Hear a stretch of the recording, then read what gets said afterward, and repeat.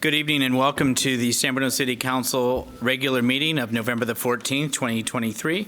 The meeting has been called to order. Roll call, please. Councilmember Alvarez. Here. Councilmember Marty Medina. Here. Councilmember Salazar. Here. Vice Mayor Hamilton. Here. Mayor Rico Medina. Here. Thank you. If you would please rise and join me in the Pledge of Allegiance this evening. I pledge allegiance to the flag of the United States of America and to the republic for which it stands, one nation, under God, indivisible, with liberty and justice for all. Thank you. With that, we'll move on to item 4. Item 4 is public comments for items that are not currently on the agenda this evening. And we'll first go with those with speaker cards, please.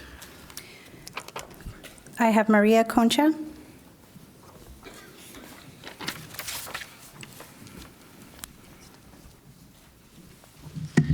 Good evening, members of the council. I live in the Avenues, and we have a situation out there that needs to be addressed, where there are a lot of people that own dogs that are not paying attention to where they're doing their business. So the sidewalks are deplorable. It's disgusting how bad it is, especially on First Avenue. The glass, the feces, everything. It's just gross, and there's nothing that's been done. And we'd like to see something happen. The second is there's a lot of people that I've been talking to in our neighborhood that we're looking forward to having the rec center open, but we've had no updates as to when the rec center is going to be open.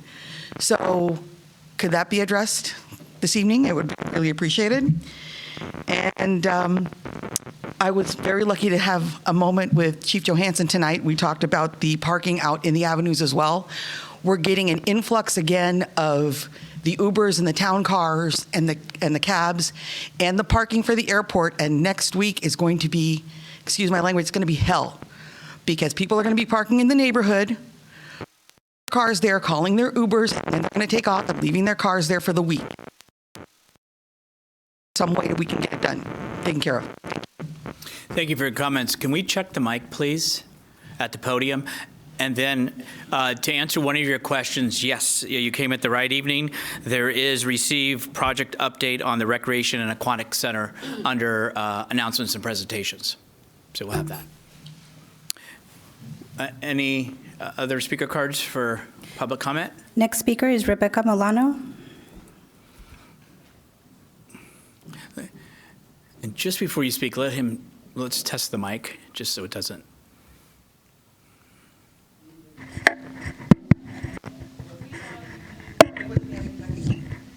No, it was from our speaker, but I could hear it coming in and out, so I just want to make sure it's good.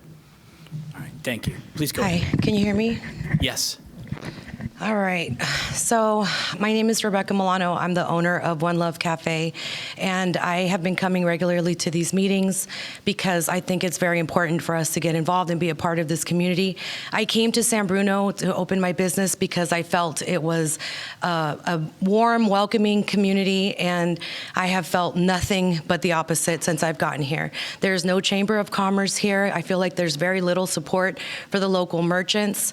I have spoken several times about the feeling of the downtown being extremely neglected and the people and business owners there being oppressed. And from what I find out, every day I find out something new about the way that the city is being run. I hear that there are differences between the way that the east side of El Camino is dealt with versus the west side.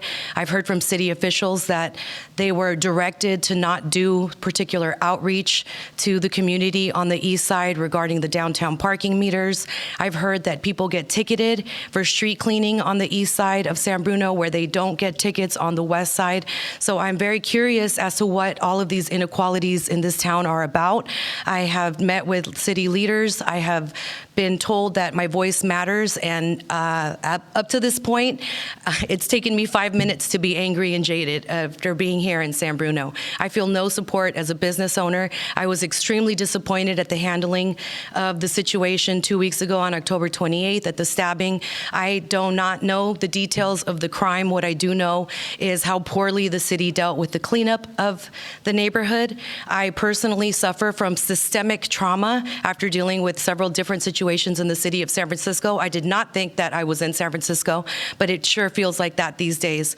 So on October 28th, after having a beautiful event with the community, with kids that was put together by the merchants, not by the city. The merchants put together an event in the local downtown area. Shortly afterward, there was a stabbing. It was very violent. My employees were there. I witnessed the violence.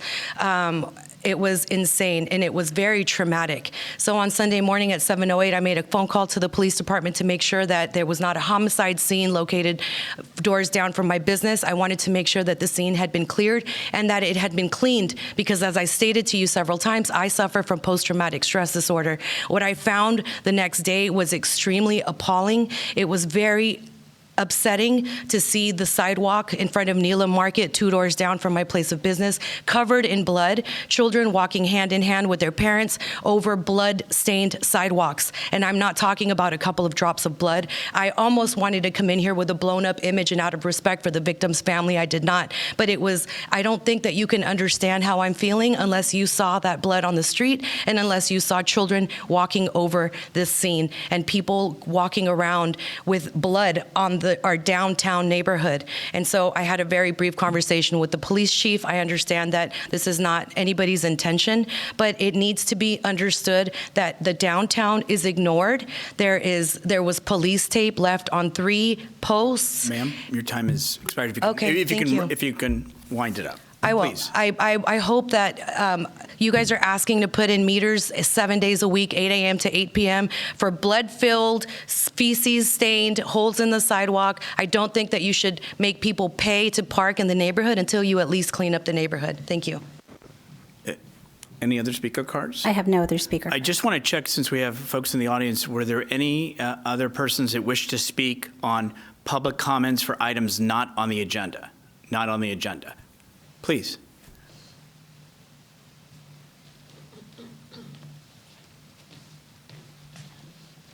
Hey guys, good to see you again. Thanks for taking public comments. Just a real quick question, and I wish I could Google this more easily, but I noticed that initially you guys were thinking about, and I don't want to stereotype myself here, I know I look a certain way, but you had initially approved 3 dispensaries in town, and then it got changed to 1. And I was just wondering your thinking behind that. It seems like you gave somebody a monopoly, lack of competition. It's a great tax revenue source. I drive past, 4 liquor stores and 3 smoke shops on my way home on El Camino. And so just wondering why the decision was made to cut it from something competitive to monopoly. Thanks. Thank you. And I just want to make sure, since we have people in the audience, that there is nobody else that wishes to speak on items that are not on the agenda, not on the agenda. Okay. So with that, as far as that, we can have a staff person that can give you some information, or the staff report, or the YouTube link. And that, I think, might assist. Okay. With that, let's move on to item number 5, announcements and presentations. First of all, let's save the date. San Bruno's Community Service Team has programmed the annual tree lighting and Jingle Around the Block. You won't want to miss it. Enjoy live music and countdown to the lighting of the tree, which will be at Centennial Plaza on San Mateo Avenue, cross street Genevan Avenue, on December the 1st at 5 p.m. Santa will then dash around the San Bruno community beginning at approximately 6 p.m. And the Santa was something that started because of COVID. And even though we're post-COVID, it seemed people in the community wanted to still see Santa on the truck. And so Santa is going to continue, even though busy, on that endeavor on that night.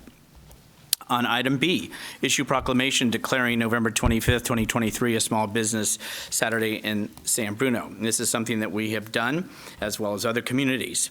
And whereas the city of San Bruno celebrates our local small businesses and contributes they make and contributions to our local economy and community. And whereas 79% of consumers understand the importance of supporting the small businesses in their community on Small Business Saturday, 70% report the day makes them want to encourage others to shop small, independently owned retailers, and 66% report that the day makes them want to shop small all year long. And whereas advocacy groups, as well as public and private organizations across the country, have endorsed the Saturday after Thanksgiving as Small Business Day, now therefore I, Rico E. Medina, Mayor of the City of San Bruno, do hereby proclaim November 25th, 2023, a Small Business Saturday here in San Bruno.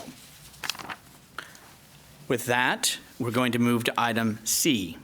Issue proclamation recognizing officers, here comes Chief Johansson, who are here this evening, and we appreciate, and will be recipients of the San Bruno Police Department Distinguished Service Medals.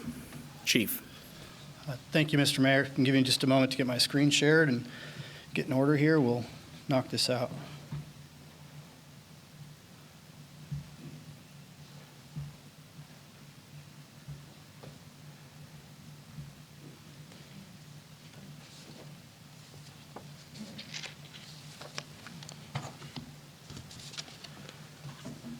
Thank you very much, Mr. Mayor, members of council. My name is Ryan Johansson. I'm your Chief of Police, and I appreciate the time this evening that you're giving me to recognize some of our officers for some extraordinary on-duty behavior. I'll give you a summary now, and then we'll hopefully invite those officers up and present them with the Distinguished Service Medal this evening. On September 3rd, 2023, at about 4:30 in the morning, the police department's weekend graveyard shift responded to the report of a solo vehicle collision on the westbound 380 off-ramp to El Camino Real. According to the report, the vehicle was overturned and on fire with occupants still inside of it. There were additional 911 callers who reported that they could hear people screaming for help inside of the overturned vehicle. Officers arrived at the scene of the collision within 2 minutes, and they encountered what you see here, a vehicle that was turned on its side and engulfed in flames. One of the vehicle occupants had been ejected in the collision, and he was suffering from major injuries nearby. Another occupant was hanging out of a window on the elevated side of the burning car, but was unable to get out. They were screaming for help, had sustained major burn injuries, and she was unable to extricate herself from the car due to her leg being stuck inside of a seatbelt. You can see from this photo from a body-worn camera, you can barely see that there is a trapped victim hanging beneath the officer on the left and another victim on the ground on the right. It was a fairly horrific scene. San Bruno and South San Francisco police officers immediately sprung into action, attempting to suppress the fire and to rescue the trapped victim from inside the burning vehicle, despite the serious explosion risk that this fire posed. It's important to note here that police officers do not carry equipment to protect them from fire or smoke. Recognizing the immediate peril that the trapped vehicle occupant was in, the officers remained in dangerously close proximity to the fire and heavy smoke for an extended period of time while they attempted to rescue her. For several minutes, the officers were unable to extricate the victim, but they remained within a few feet of the flames and heat to continuously pull her away from the fire until they could free her trapped leg. The rescue attempt was ultimately successful, and the victim survived as a direct result of the officers' actions. Many of the officers involved required medical treatment for heat exposure and smoke inhalation following this incident. The heroic actions of Corporal Oliver Reich, Officer Alvin May, Officer Tanner Andrade, and Officer Anthony McKenna directly resulted in the saving of multiple lives at this collision scene. The men and women of the San Bruno Police Department engage in heroic and commendable work on a daily basis, and they almost always do so without recognition or fanfare. However, when officers knowingly place themselves in clear and immediate peril to selflessly save the life of someone they don't even know, proper recognition is in order. Tonight, we commend these officers for their swift and courageous response under extreme circumstances of personal danger, and we celebrate the fact there are still brave men and women in this world who are willing to risk so much so that the rest of us may live in peace. It is my honor and pleasure this evening to recognize Corporal Oliver Reich, Officer Alvin May, who is out of the country and not present, Officer Tanner Andrade, and Officer Anthony McKenna by awarding them with the San Bruno Police Department's Distinguished Service Medal. Great work, fellas. Thank you for who you choose to be and for the way you show up in the world If you can come forward so I can give you your medal, I'd appreciate it.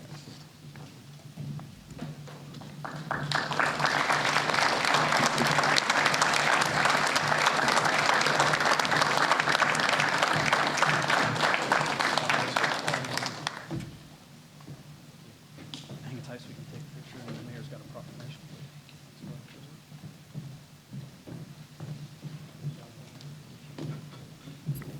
And now I turn it back to you, Mr. Mayor, for the proclamation. Thank you, Chief. This is one thing that I can remember the last time that medals were issued was in this room after the YouTube active shooter. It is far that we need to acknowledge and recognize. For you have signed up for a job, yes, you may get paid, but it's also those times when called upon that go beyond the call of duty, and we thank you. So with that, the chief basically has gone over a lot of it, but whereas on September 3rd, 2023, officers from the San Bruno Police Department responding to the report of a major vehicle rollover collision on Highway 380 off-ramp to El Camino Real.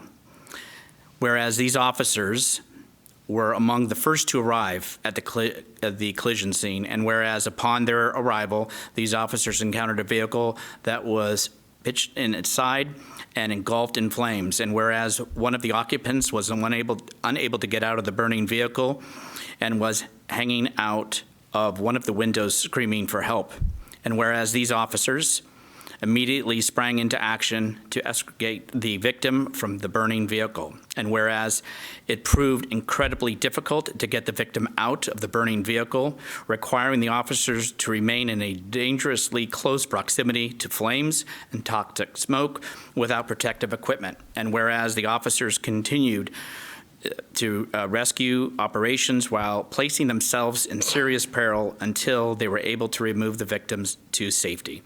And whereas the Chief of Police has and is awarding to Corporal Oliver Reich, Oliver Alvin May, Officer Tanner Andrade, and Officer Anthony McKenna with the San Bruno Police Department's Distinguished Service Medal for their heroic actions. Now, therefore, I, Rico E. Medina, Mayor of the City of San Bruno, do hereby recognize these acts of heroism and the receipt of these medals through this proclamation. And on behalf of the community, I'm sure I can speak for the council on this one, we thank you. Thank you for the service that you did then. Thank you for the service that you do each and every day. Let me bring these to you.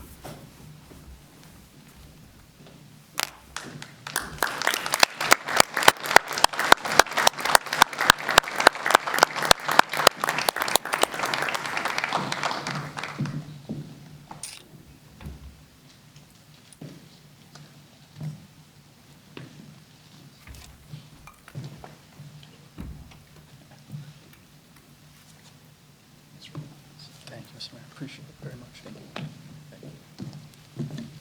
Thank you to the others that are here with the department as well for your support and the efforts to our community as residents. Thank you.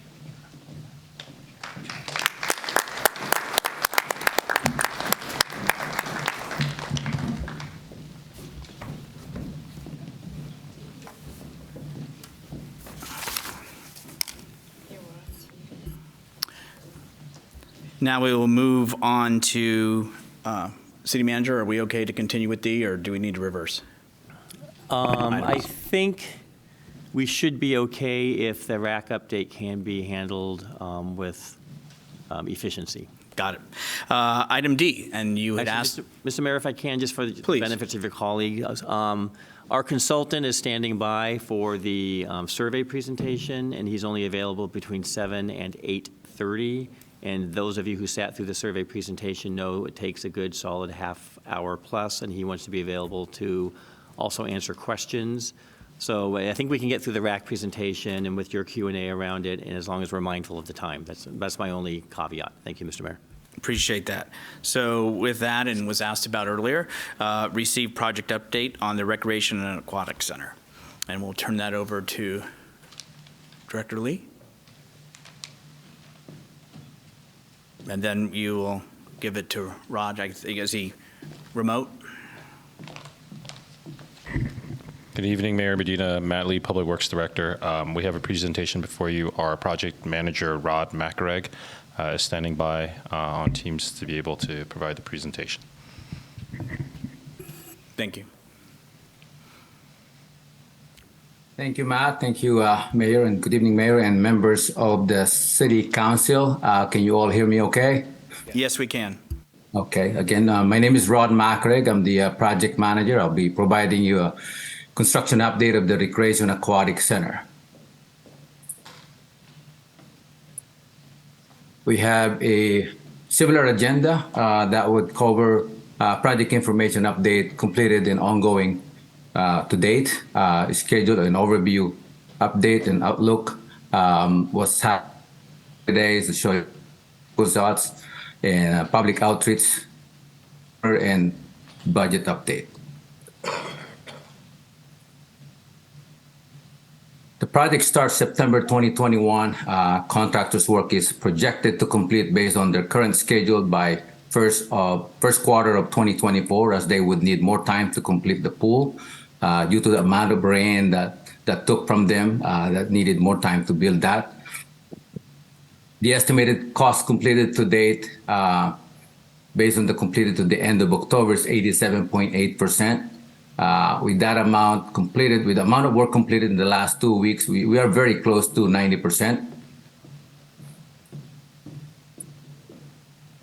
Here's the overall update of the project. We are working pretty much everywhere. We completed the creek area. We are halfway on the pedestrian bridges. We're working on the gymnasium and community hall. As you can see, that's getting down to almost enclosed. All of them are basically working auditorium, chemical room, outdoor pool. Both pools are completed, basically the pool shell, but we're working on remaining work around that.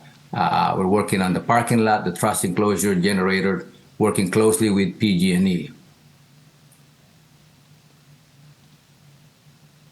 Just to look closely on the park completed work. As many of you has probably driven there already. As you can see, the park has been turf completed. We got one bridge deck done. We're going to be working on the next one soon. Looking from the top, the roof is starting from the roof. You can see we completed all the metal roof. We completed the roof gas pipeline that goes over the roof. We got the community hall roof TPO completed, and basically all the roof has been completed and weatherproof at this time.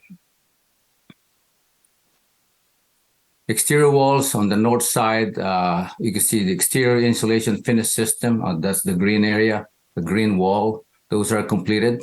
We also have the aluminum composite material. Those are window glasses that we have there. This is the finished look of the north side of the building.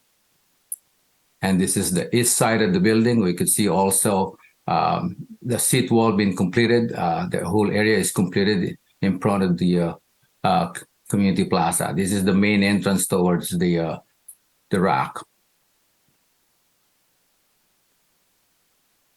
Looking to the inside of the building, we have the stairs at the community lounge. We have railings done, stair landings done, community lounge windows done. We got some drywall. We also work on the elevator cab, installing some of that. Installation is ongoing.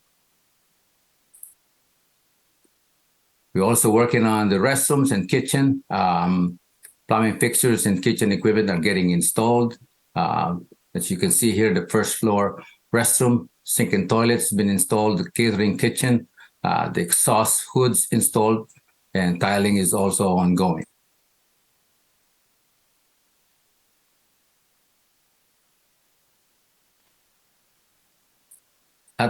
On top of each other, as you can see, they have work going on the ceiling. They have work going on the indoor pool deck. So at the ceiling, they're working on. They completed the sandblasting of the trusses. They have work on the fire sprinkler. It's ongoing. They also completed the rust-proofing paint of those frames. They continue to work on the MEP installation, and they're all ongoing. While they're doing that, they're doing the pool deck. As you can see down here, they are stripping the forms and start working on they completed the cantilever deck, and then we will be installing the deck drains and hopefully get the pool equipment going as well. At the gymnasium, we completed the painting of the ceiling, painting of the railing. We had the basketball backstops already installed. High gym lights also ongoing. We're working on the pool equipment room and electrical room. As you can see, we have a lot of this equipment being installed, getting anchored, and we're going to be beginning to put in some pipings right after that. Switch gear and panel boards in the electrical room has already been being installed. We're now pulling wires, connecting all the equipment into this electrical room. This is the chemical room just outside the natatorium. This is critical to support the operation of the pool. We'll be working on getting the black wall in here soon. The outdoor pools, we got 2 pools completed. As you can see, as the wading pool and the main big pool outdoor. Pool shells done, gutter poured, tiled. Tile work at the water line is also done. Tiling of lanes done.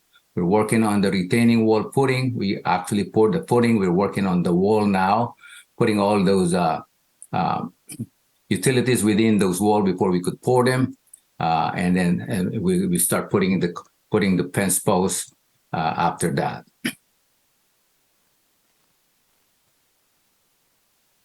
PG&E update. So 2 lines in here. The yellow is the gas. The green is the electric. The dust line red has been completed. We got those trenches completed and conduits installed. We also installed the transport. We also installed the additional bolt in here. We're working closely with PG&E to meet the wet clearance, utility clearance requirement by adding the termination can. And while doing that, the contractor is using generator to operate the pool equipment and test specific equipment when needed to maintain progress. As far as gas, PG&E helped us out determine the location of the gas meter that could advance some of that work.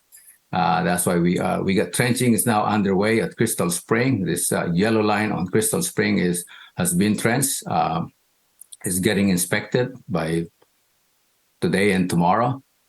Contractors will be implementing temporary heater to temporary power to maintain heat and humidity for the gymnasium in order for us to install the wood floor. So there's a lot going on in this area, but we have other things that we are using to keep us going. Just to provide you the schedule overview and outlook, here's the 2 schedule I'm going to present. There's a previous schedule and what we got currently. So previously, most of the contractors work on the gymnasium and community hall will be completed at the end of the year, and most of the natatorium and outdoor pools are to be done a little bit later. They needed time to complete the pool due to heavy rains that they received earlier this year that kind of extended their work. And it will be followed by the site work, which is the green, and followed by with PG&E being provided late first quarter of 2024.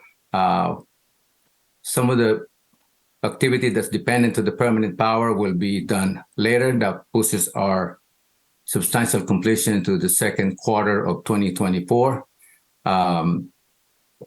And final project acceptance sometime in June. With a contractor providing temporary heater, temporary generator, PG&E assisting us to move the power drop sooner. Some of the work can get going immediately after that, bring our substantial completion to the end of first quarter of 2024. And that brings our closeout sooner than June. So that's the update of this schedule. As you know, this schedule are based on estimate schedule that have been provided by the contractor, and there's a lot of moving pieces that we have to coordinate. And this is an estimated schedule that we're looking at, considering there's it could improve. It could get delayed, but depending on the weather, that the contractors out. There's a lot of intricate details that need to be coordinated as we complete the last 10% of the project. In most cases, projects like this are the last 10% is the most difficult part of the project. So just want to let you know that this last 10% will be the most difficult part for our project, but we have to do it not just correctly, but we have to do it right perfectly to make sure we don't have any issues down the road once the project is complete. So our focus on the next 30 days and beyond, we're looking at completing the community plaza area. As you can see, this is all graded, base rock, and basically weatherproof. We could work on this immediately, even if there's a little bit of rain, or we could put some rebar in there, grade this, and put the railings and pavers. And the gymnasium, as I mentioned, we'll be working on this area as well. We're gonna see it being cleared, getting ready to get the temporary heater as well set up, so we could heat this room, come up with a proper humidity and heat, so we could start installing the wood floor. After that, we putting the bleachers, striping, MEP, fire sprinkler testing, and as well as the testing of the elevator and kitchen equipment. Once the permanent power shows up, we could use the temporary generator to test some of that and then we can get that accepted with the permanent power as well. We'll be working on the natatorium to complete the pool while working on the ceiling of the natatorium. Contractor are working on, basically, that I mentioned, they're working on top of each other here. As you can see, while they have ceiling work going on, they have working on the bottom of this deck as well. So the idea is to get all the MEP done on the ceiling, paint the ceiling pipes, and remove the scaffolding. Once we get the scaffolding removed, we'll work on the pool deck drain. As you can see, it's already been worked on. The rebar has already been placed. Pool equipment installation is ongoing. After the scaffolding is removed, we're gonna start putting the pool tiles. And after that, we start plastering, fill and start up and cure the water. And then we're gonna need a temporary generator to operate the equipment when we run the water.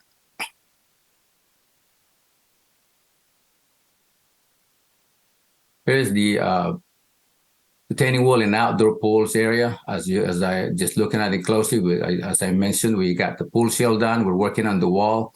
We're gonna backfill this area, get the deck done as well, and get the fences around that area. After that, we're gonna start doing some pool plastering, fill it with water, start it up, and run the pool equipment.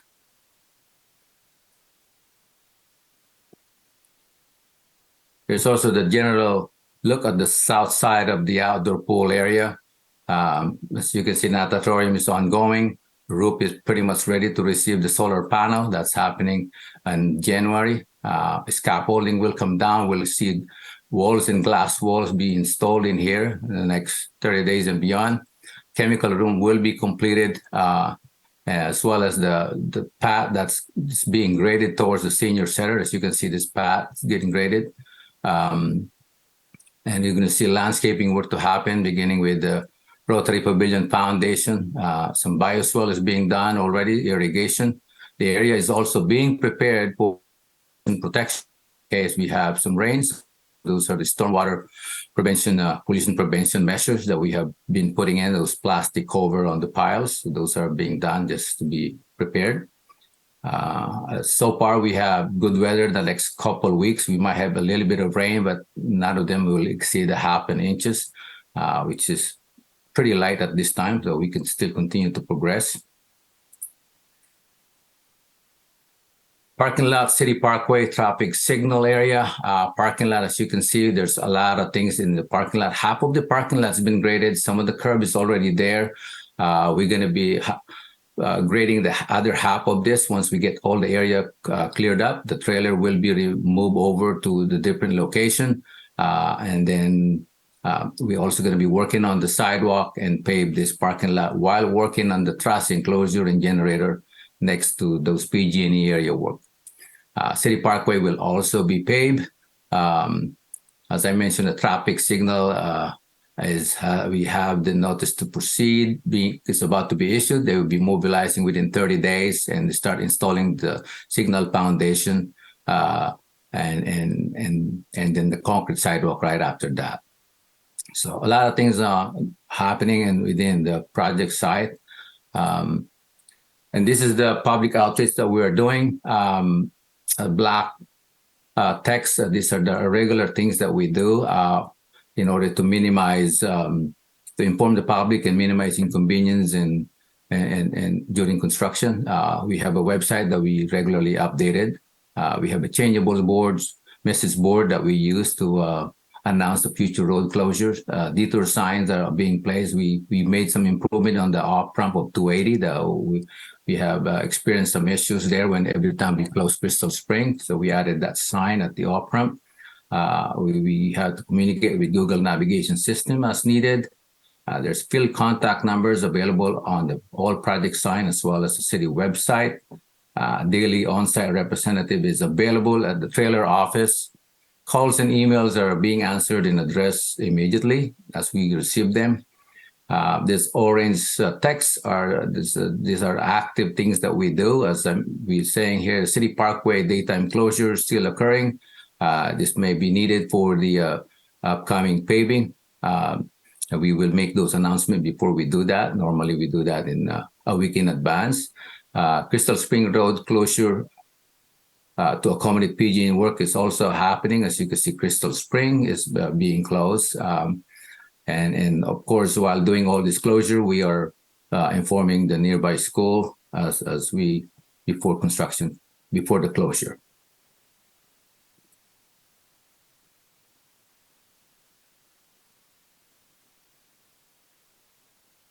Change order report. This report covers up to end of October 2023. This time we have an approved change order of $3,903,039.20. We have paid $3,730,483.43. That's most of it spent on the unforeseen and unknown condition. That's 37%. That's due to the contaminated soil that we have to dispose due to the limits of petroleum and pesticide level that's beyond the regulatory limit. So that has to be disposed to a class 2 dump. The resolution and discrepancy are coming from RFIs as we piece together the project to maintain the intent of the design, considering the constructability, maintainability from building foundation, mechanical, electrical, plumbing, architectural changes and adjustment had to be implemented to keep progress and maintain code compliance. So those are the major items on this change order that's being what we are spending our money to. Project budget. Again, this report covers up to end of October 2023. We are still operating within the approved budget of the $62,290,228. The approved budget is broken down into 3 categories. So you can see a soft costs column. You have the later construction cost column, and we have the project contingency column. The blue represent the pre-construction phase. These are expenses that was used before the construction start. The orange is the construction phase expenses. That's include the the later construction costs and some of the soft costs, the consultant fees during construction that we're using, the test. That's part of the soft costs. And some of it is coming from the contingencies that's funding our change order.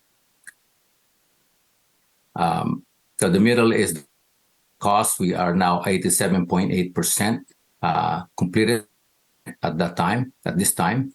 And our contingency is 78.19% spent. We still have 21.09% remaining, which is equivalent to $1,042,950.80. It's a tight budget,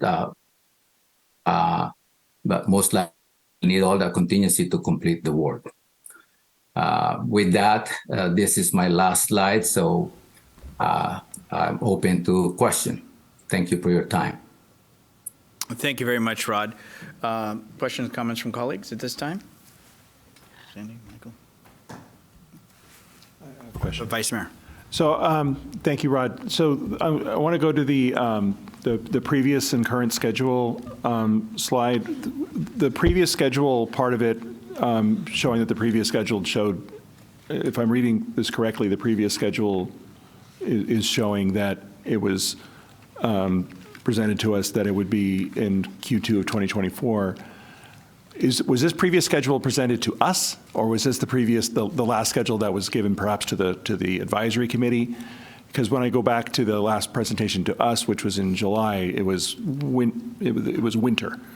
It was winter 23-24, which is not Q2.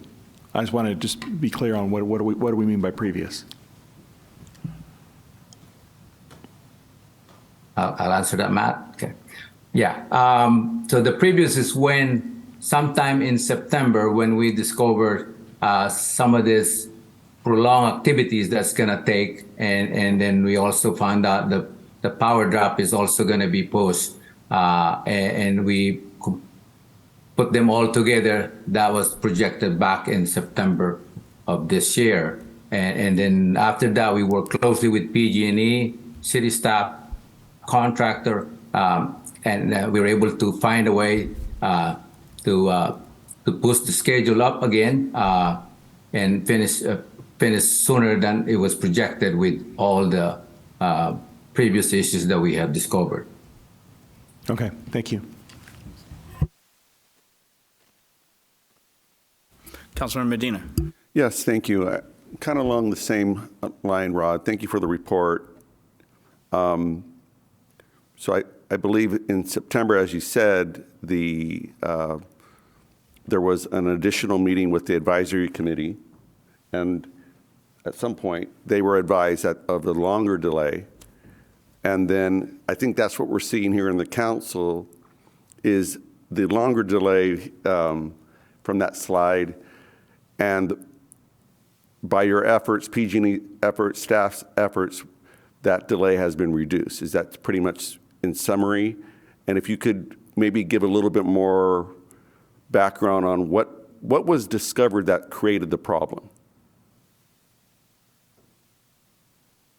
So at first we found out that the rain delay that we had this year really reduced the amount of time the contractor that they needed to build things efficiently, to build the natatorium, the exterior pool efficiently, not compressed between two winter time. They were given rain days, just certain amount of rain days that was documented, but that wasn't enough to complete the natatorium and exterior pool. So they had to devise some ways to build it, but it turns out to be really a lot of time spent, used, and needed more time to do that because now instead of building things one after the other, they're building things simultaneously that resulted to some inefficiency on their part. Okay, so the one slide that you had about with PG&E, can you give some information on what happened there? And I'm not trying to put blame at this moment. I'm just trying to have an understanding because the council and the community thought that we were on schedule to do something completed by the end of this year. So it's not as important to point the finger, but just to understand why there's a delay and how the efforts to continue doing the project right, because that's the number one thing that we want to make sure that gets done. So if you can give a little bit of information on that, that'd be helpful. All right, I'm going to go back to that slide. You let me. Oh, sorry. All right. So this is what we have completed, and there is a clearance issue that we're going in as we move to the building, and the best way to do that is as the PG&E recommendation is to put a termination can.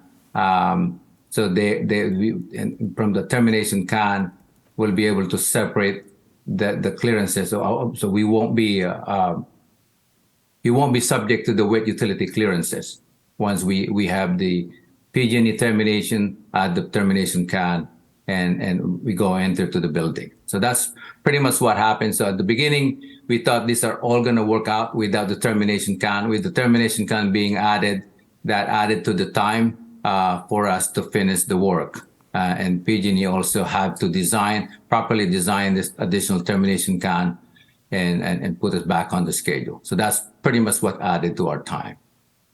Thank you. Okay, then, Rod, thank you. And then also, we do have Mr. Bill Cheng from PG&E who's here this evening, and also working diligently with Director Matt Lee. And so just to assure the community too, is there has been daily phone calls with PG&E. I think it's 9 a.m. Every business day. Myself and the city manager, the assistant city manager, community services director, the public works director have had a few Zoom meetings as well with individuals. I've gone out to the site myself and walked it after an event, and I went over there and walked it with the individuals that I've seen on Zoom and those that are actually approving and giving guidance and design. So I think, as we said, we want to get it done right.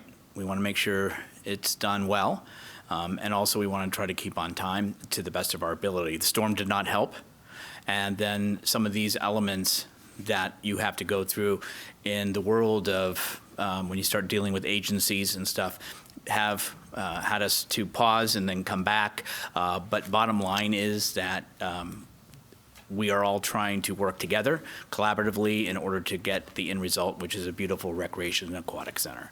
So with that, Rod, I want to thank you for the presentation and your time, and wish you a good evening, or you can certainly watch us the rest of the night if you want. Thank you. All right. Thank you.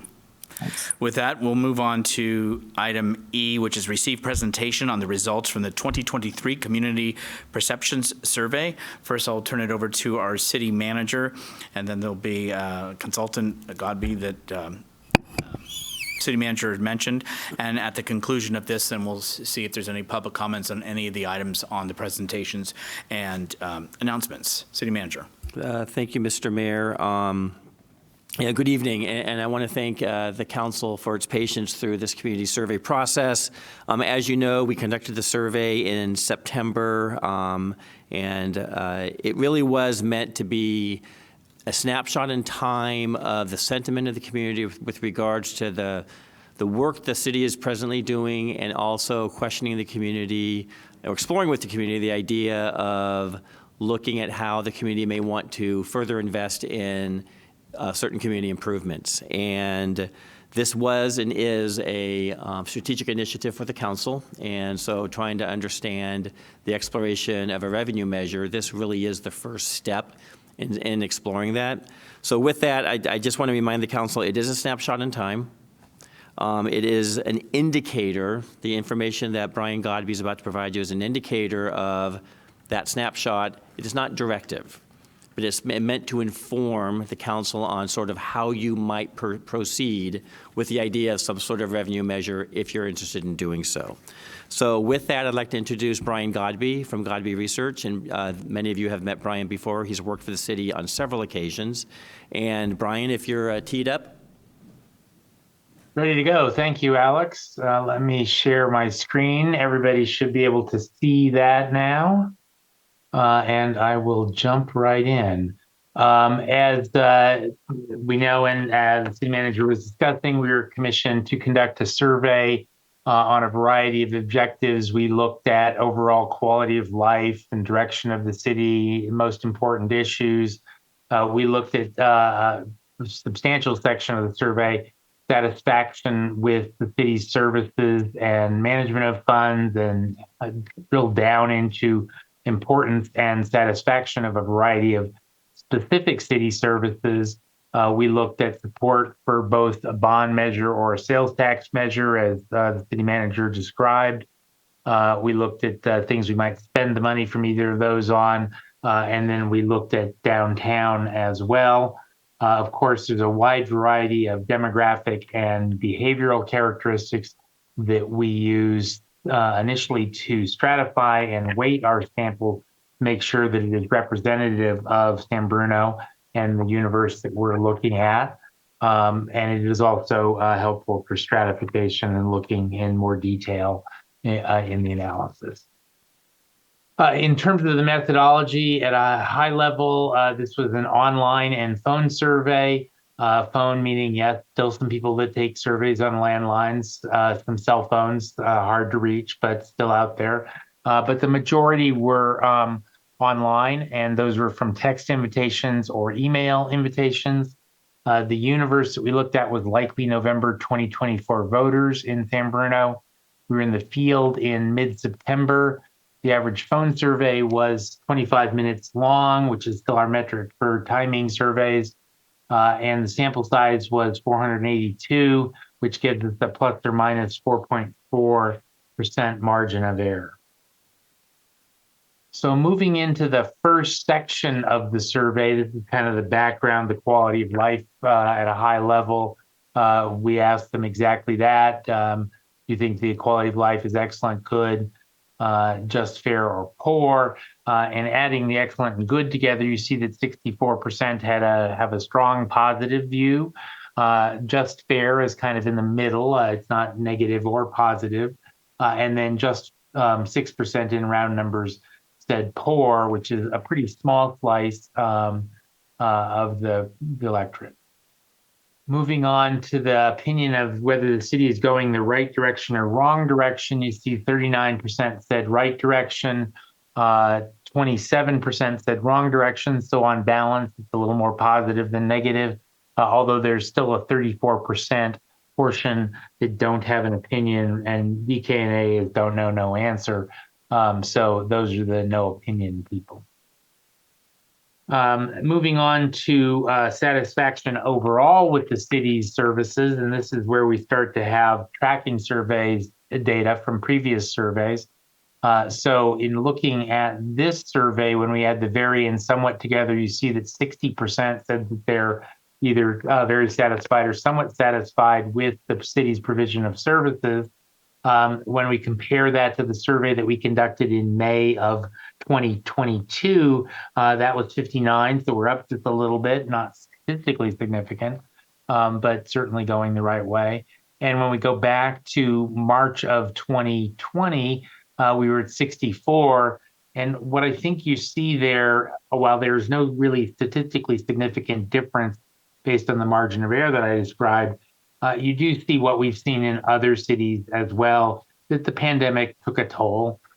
So, we were a little higher at 64 at the very beginning in March of 2020 when the pandemic was just coming down. But we've started climbing up again since 2022. So that's, I think, good news. Next question was satisfaction with the city's management of public funds. And again, adding the very and somewhat categories together, you see in this survey, we're at 46% versus 45 in the 2022 survey and 43 in the 2020 survey. This measure in other communities has not been as sensitive to the pandemic, but the trend line is certainly positive from 2020 through this survey.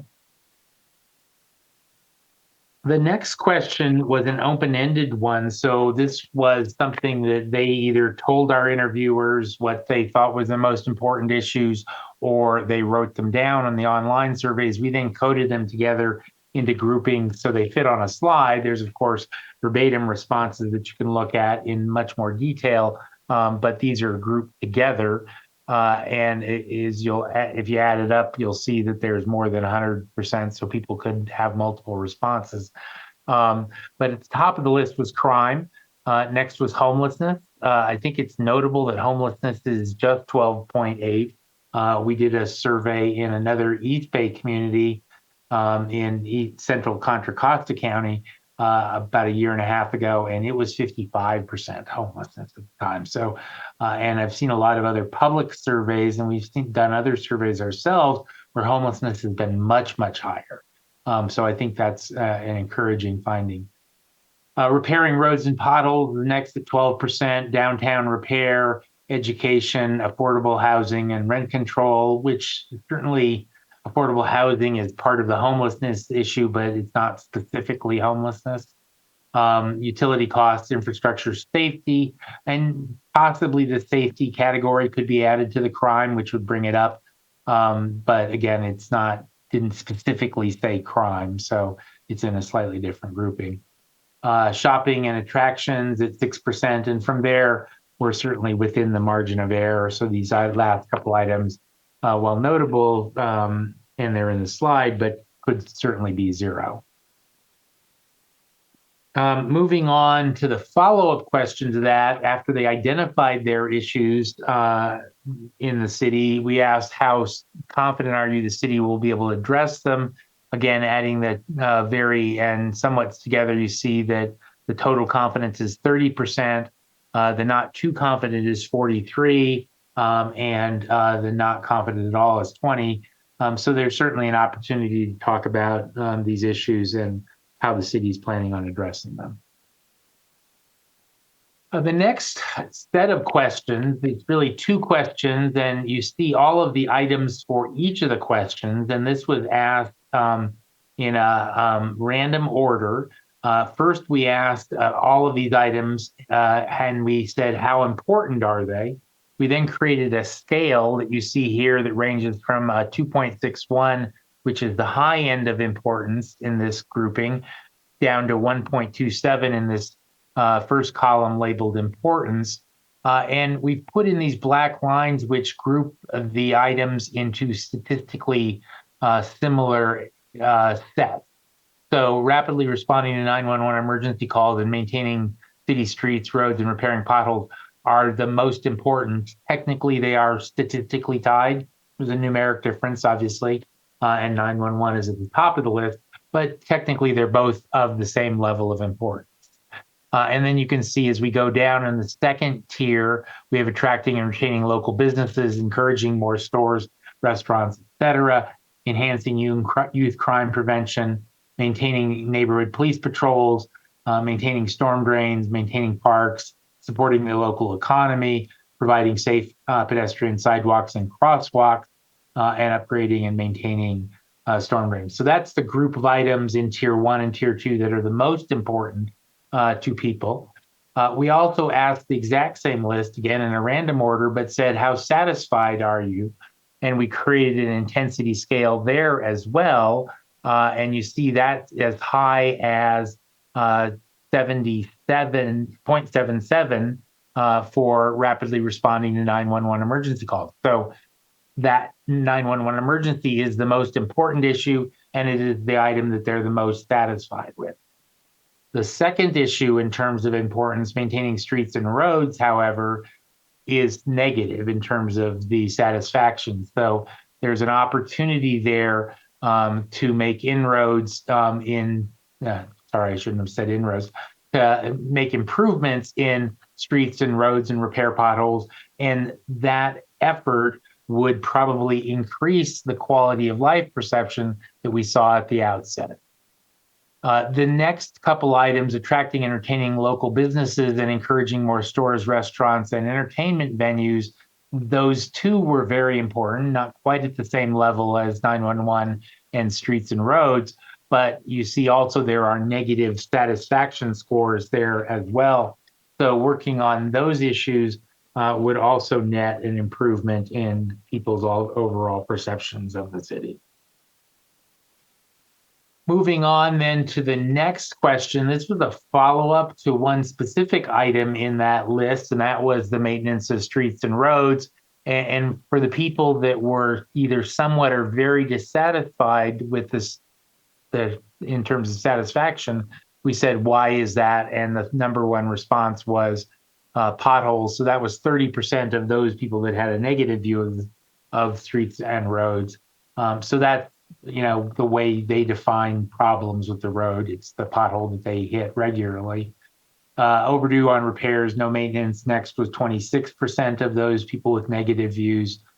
Specific road locations that they referenced at 11%, and then on down from there within the margin of error.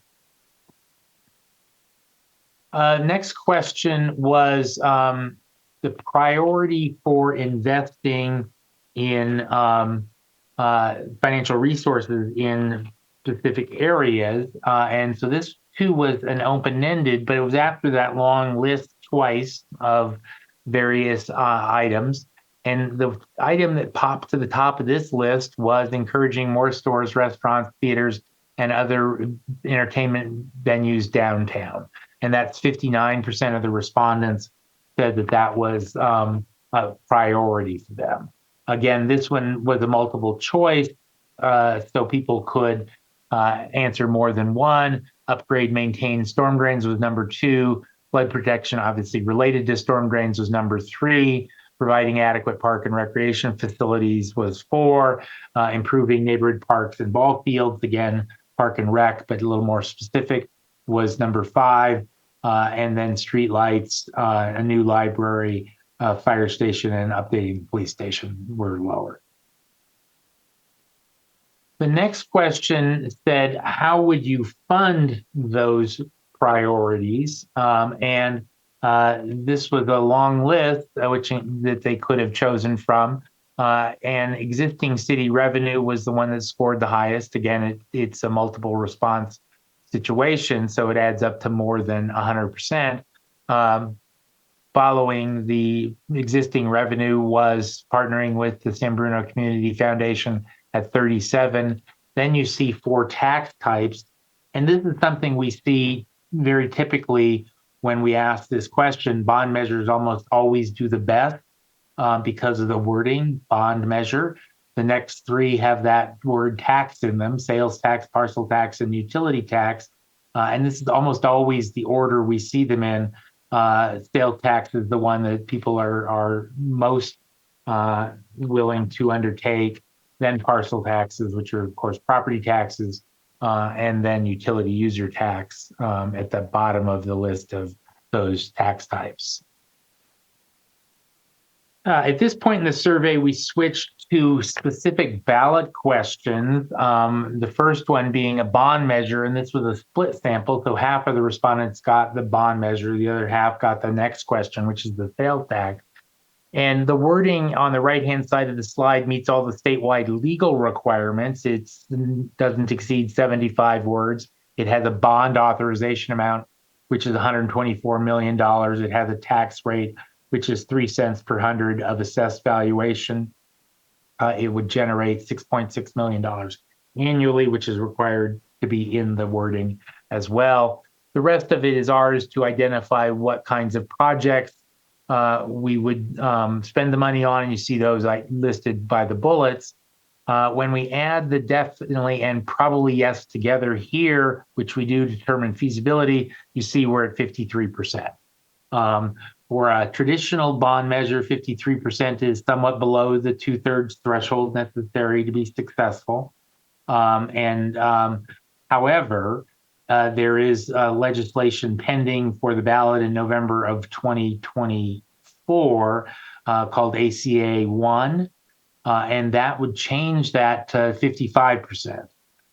So while it seems like a ways to go to get to the 2/3 threshold, the new threshold, if it is successful in the election of next November, that could be an option because it does reduce it to 55%. When we compare this data with the May 2022 survey, statistically there's no difference, but it is a little bit lower than last year.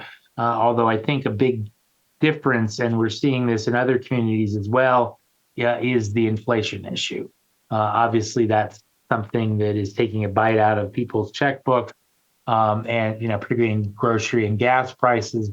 So I think that's probably what explains the difference, even though, again, technically not statistically significant. It's sort of following the pattern that we're seeing elsewhere. Next question is the other split. So again, half got the bond, half got the sales tax, and it's really for the same things, although the methodology is different. And that is, this is a 0.5 cent general tax, which would be a sales tax. and you see that we've got the rate and how much it raises annually. But this one doesn't have a term. It's a little different. The other one is a bond, so it has a term until the bonds are paid off. This would be until ended by voters. And you can see here we're at 57%. Now, this only requires a simple majority, but as many other cities who are considering this right now, it does require an increase in the sales tax cap from the legislature, which obviously has not happened yet. The next set of questions was again asked in a random order, and this was things we might spend either the bond proceeds or the sales tax proceeds on, and we ranked them using the same kind of intensity scale. You see it across the bottom here, 2, 1, -1, -2. It's a really good way of ranking these items, as I kind of described for the importance and satisfaction. But we're also looking at the percentages that are at least somewhat more likely to vote yes, so adding the much more and somewhat more together. At the top of the list, you see repairing deteriorating storm drains, then repairing deteriorating storm drains to prevent flooding, a little bit different spin on the same issue. So obviously storm drains are now important. That's probably a result of the flooding that we experienced on the peninsula in the winter last year of 22-23. Next is upgrading the fire stations and in terms of 911 response times to accommodate modern firefighting and life-saving equipment and to ensure operation during natural disasters. All of those are in the mid to low 60s, which again, if ACA 1 were to pass, that would be above that 55% threshold. The remaining items, while still above a majority, a couple of them are above the 55% threshold. So that's of ACA 1. That's encouraging, although by the time we get to the bottom of the list, we're right at the 55% threshold. The next section of the survey switched gears and talked about satisfaction with downtown San Bruno. Again, adding the variance somewhat together, you see 28% are satisfied, 53% were dissatisfied. That follows along with what we saw in the important satisfaction and the open-ended questions where we asked people to identify what they thought were priorities. Clearly, the downtown and the local businesses and local restaurants and entertainment are important to people. We asked them how frequently they visit downtown, and you can see if you look at the once a month or more, we're really almost 3/4 of the respondents, are downtown at least once a month. So they do have quite a bit of experience visiting that area. And then finally, in this section, we asked what are their preferences for new local shopping, and restaurants was at the top of the list. This too was an open-ended question. Grocery stores next, then mall, which is pretty generic. Whole Foods, which is very specific, was at 5%. And then downtown, something in the downtown area was just a little below that. And then we have a variety of other items, but in the 4% or below. And the final question asked for their forecast on the economy for next year. 24% said that it would be better. 29% thought it would be worse. And 42% said it would be about the same. If I compare the better across the previous 3 surveys, you see in March of 2020, we were at 27. We went down to 14% again, probably because of the pandemic. And now we're back up to 24%, almost where we started in March of 2020. So that is the presentation for this evening. I'm certainly happy to answer any questions, and my colleague Barry Barnes would as well. Thank you very much for the presentation and information. At this time, I'll ask colleagues for questions. At this time, any comments? Or okay. Got our questions answered. That might be true. With that, there were several items that we had under announcements and presentations this evening. So if there's any members of the public that wanted to speak on any of those, this would be the opportunity in which to do that. Please, and don't worry if there's not a speaker card. The water one is later, but if there was anything on the... Sure. If it's under the announcements presentations, absolutely. It was one of the questions I had was on the Recreation and Aquatic Center. We've already, it looks like, used 90% of our funds to get where we are right now. We still have 6-7 months to go. Does that 10% that's left of the funds, will that be enough to cover to the end of the project since the project was extended? That was one question that I had. Was there any other questions or comments? And my other statement was when building the whole project, the parkway going, the parkway going through the park, there was a lot of parking spaces that were eliminated because of how it was devised and how you were going to build this. I feel that once the sports start kick in during the summer, we might have some problems getting into that parking lot with the cars going in the opposite directions, trying to get into that one parking lot that you have, opposed to where parking spaces were on both sides of the parkway before this project went into effect. I just know that there's a lot of traffic and a lot of people that go to those games, so that was one of my concerns. And it seems like those, the individual lanes, they're more narrow than they were before. And because of the curves that we have now, my concern is hopefully there's no accidents going on those curves. So that was one thing that I wanted to bring up. And my last thing was, I'm new to these committees, so I don't even know if I'm speaking at the right time or whatever.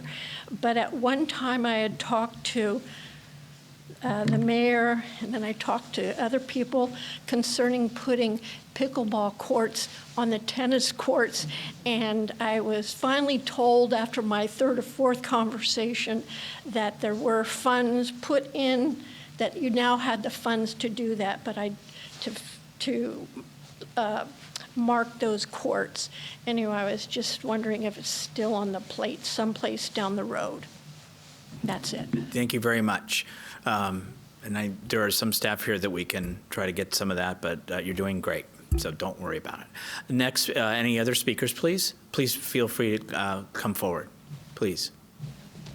Hi, I'm Rebecca Milano again, and I just wanted to share that prior to hearing this study, I had heard that there had been surveys over the last couple of years and that the downtown was brought up consistently. So now that we've all witnessed it here, that the downtown is a priority for the residents that were surveyed, I hope that you guys pay attention and that money is devoted to the downtown area.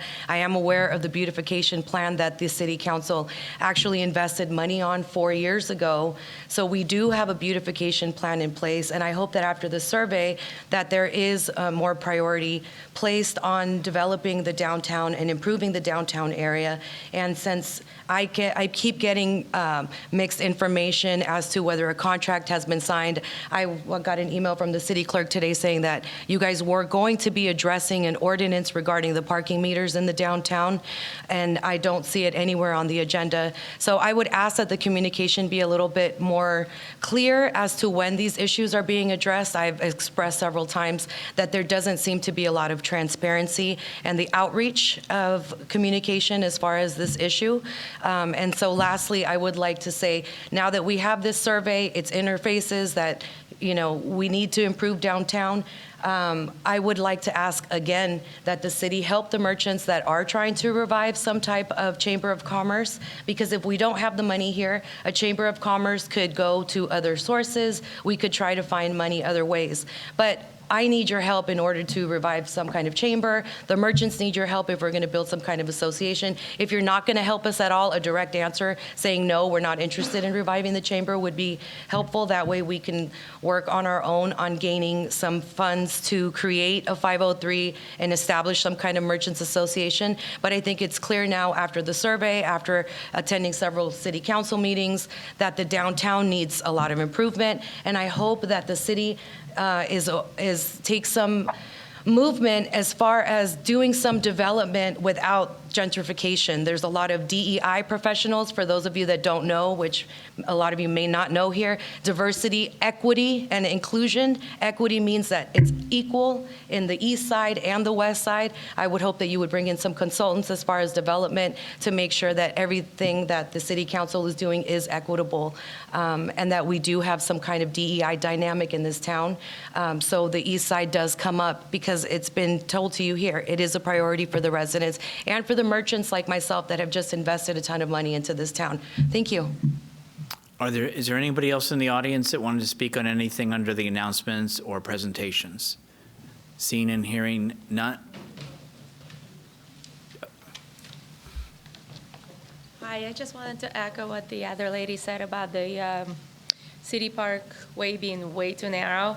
I take my son there every single day to school, to Cappuccino High, and him becoming a new driver very, very soon is extremely concerning to me because he will be taking the same route.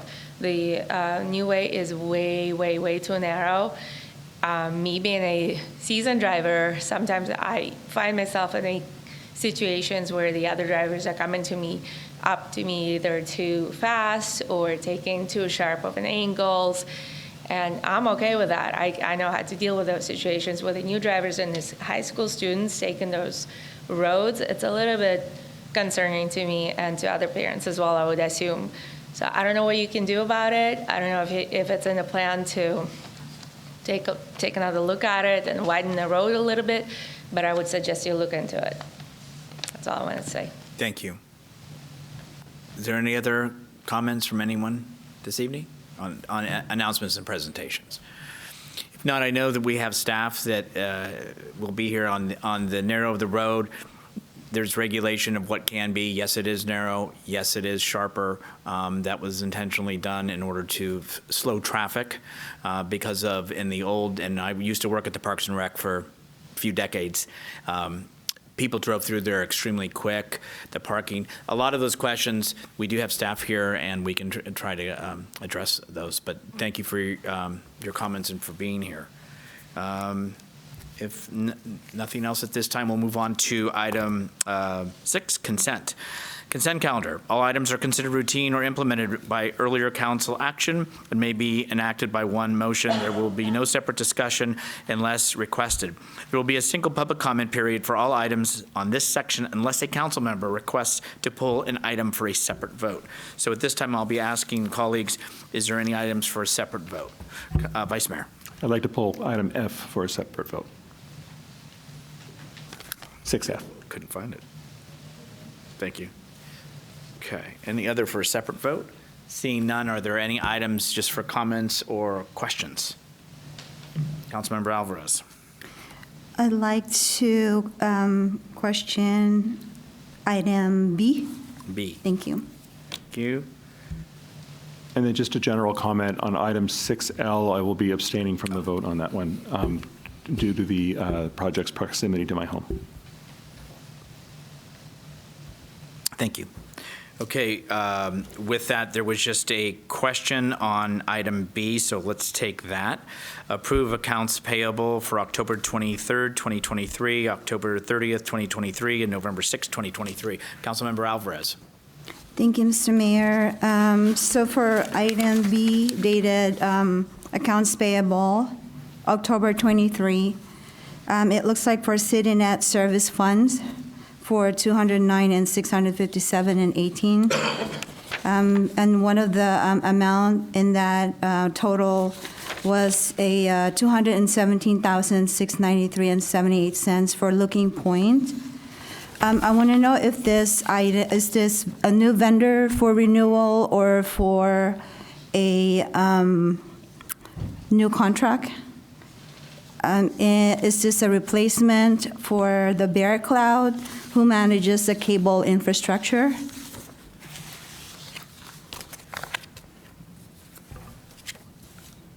CFO will attempt to see what information you may have. Thank you for the question, Councilmember.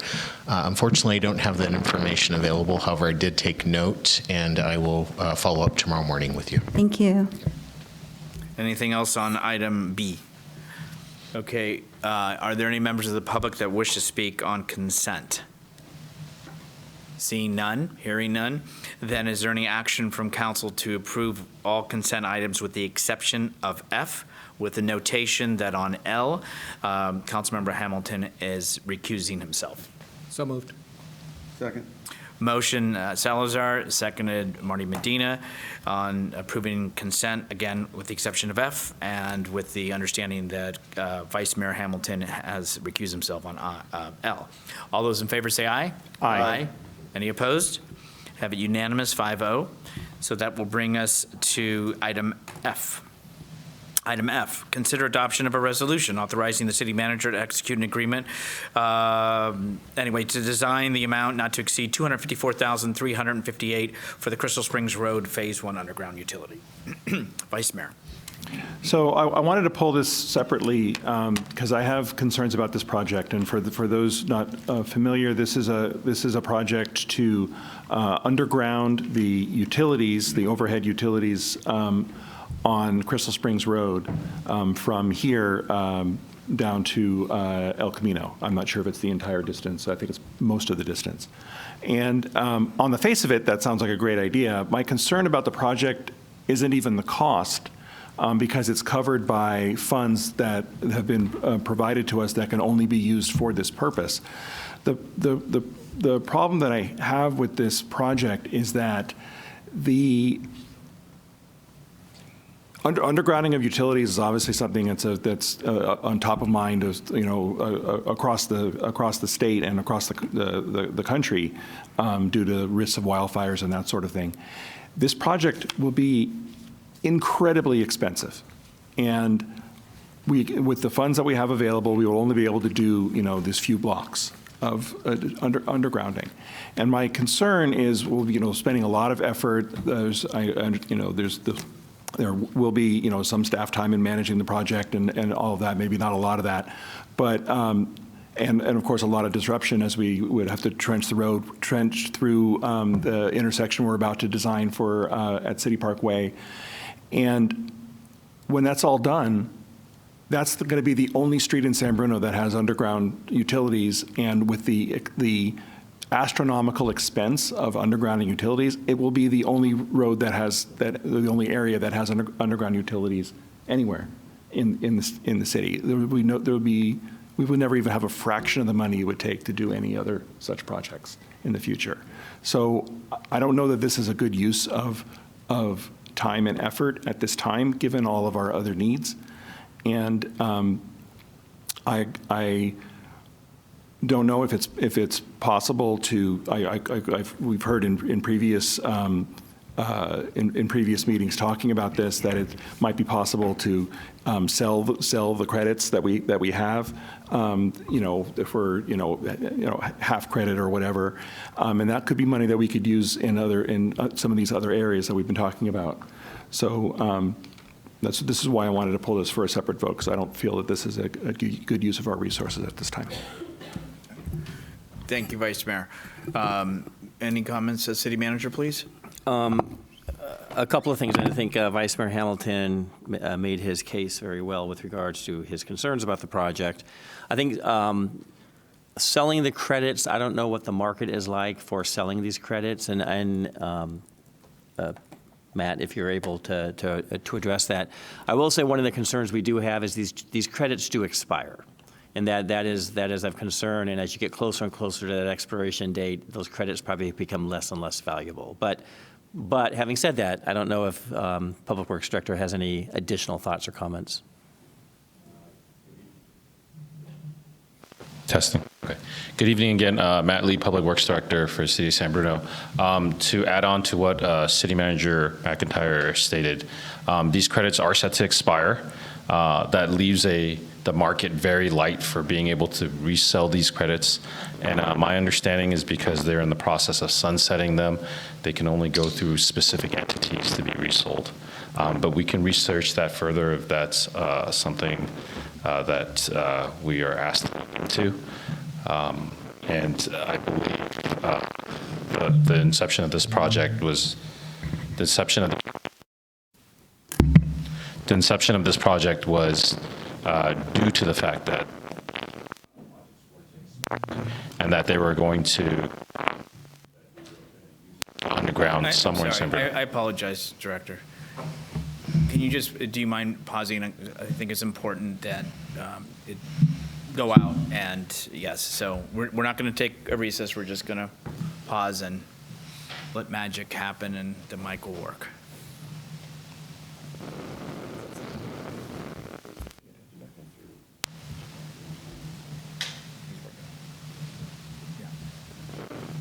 Hold on. It's coming. Help us on.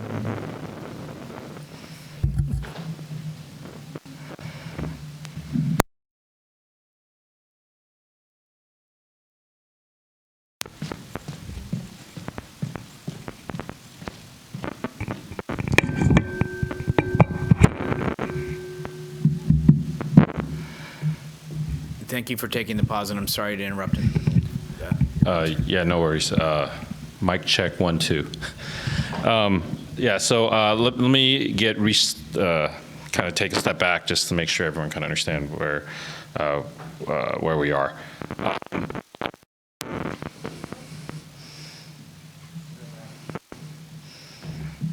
I don't think it's personal. I don't think it's you, Director Lee.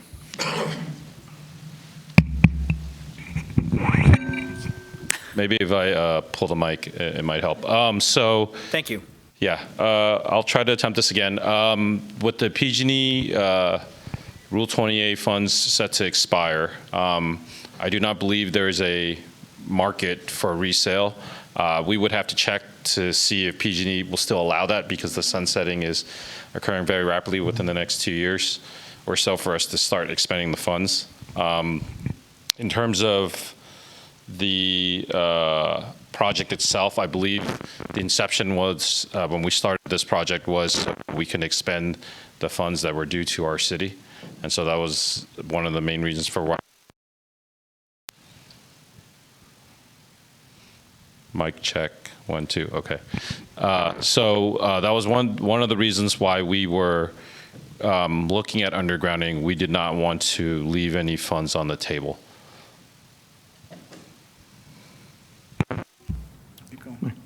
All right, thank you. Thank you. I got a question. Yeah, go ahead. Councilmember Medina. So yeah, I share some of those same concerns. From the staff report, it shows that the sunset the Rule 20 program by December 31st, 2033. So it's a little bit more time, right? That's at least 10 years, close to 10 years. And it's just the bang for the buck. Right now, from the staff report, the construction cost was estimated in 2020 at $7.4 million. We have $6.1 million available. Of all the things that need to get done in San Bruno, of course, we don't want to leave any money on the table, right? So if we can research and see if we can bring back, if somebody would be interested, if there was available funds available that we could buy these from somebody to pay for the rest of it and we got a discount, perhaps something that would be another way of instead of spending a whole dollar, you get whatever that credit's for. The one other problem I have with this project is we attempted to prioritize projects, and this was a 1, which was important, and there are other projects that are 3s that are extremely important. And so it's like, of the things that we could be doing and spending time on, we should be doing the things that we have higher priorities on. But nonetheless, we're here now. I will not be supporting this project. I think that we should take a little more time and see if we could sell the credits or buy credits in order to complete the project. It was my understanding also that there's a large stormwater culvert that is on the south end on the east end of Crystal Springs that also has to be relocated. So making sure that the projects will align is something else I'm concerned about. So those are my comments for that. So thank you. Councilmember Salazar. Thank you. And, we've had conversations around this before, and even going back to the last strategic priority session that we had, I was hoping that we could maybe redirect some of those dollars to areas where we've had historic power outages due to either wind or tree interference, and focus on undergrounding those areas. But it was pretty clear that the funds are very limited, and this area has been programmed for some time, and there are a number of other undergrounded utilities in the area. This would be contiguous to what we've started in the past. From the staff report, it looks like we've used the same type of funds to underground all the other areas around El Camino and Linden. And so while it wouldn't be my first choice for areas to do, it certainly does make sense from the standpoint of continuing that program that's been, going on for quite some time, and definitely don't want to lose any opportunity to get some of this done, even if it's not in the most ideal area or the most needed area. But being that we are doing other work because of the rack in that area, it seems like now might be the time to look at, when we do the traffic signals while we're cutting into that street to do the gas line that's going into the rack. If there's some opportunity there to take advantage of those synergies and get some of that infrastructure work done, then it might definitely make sense. So I will support it.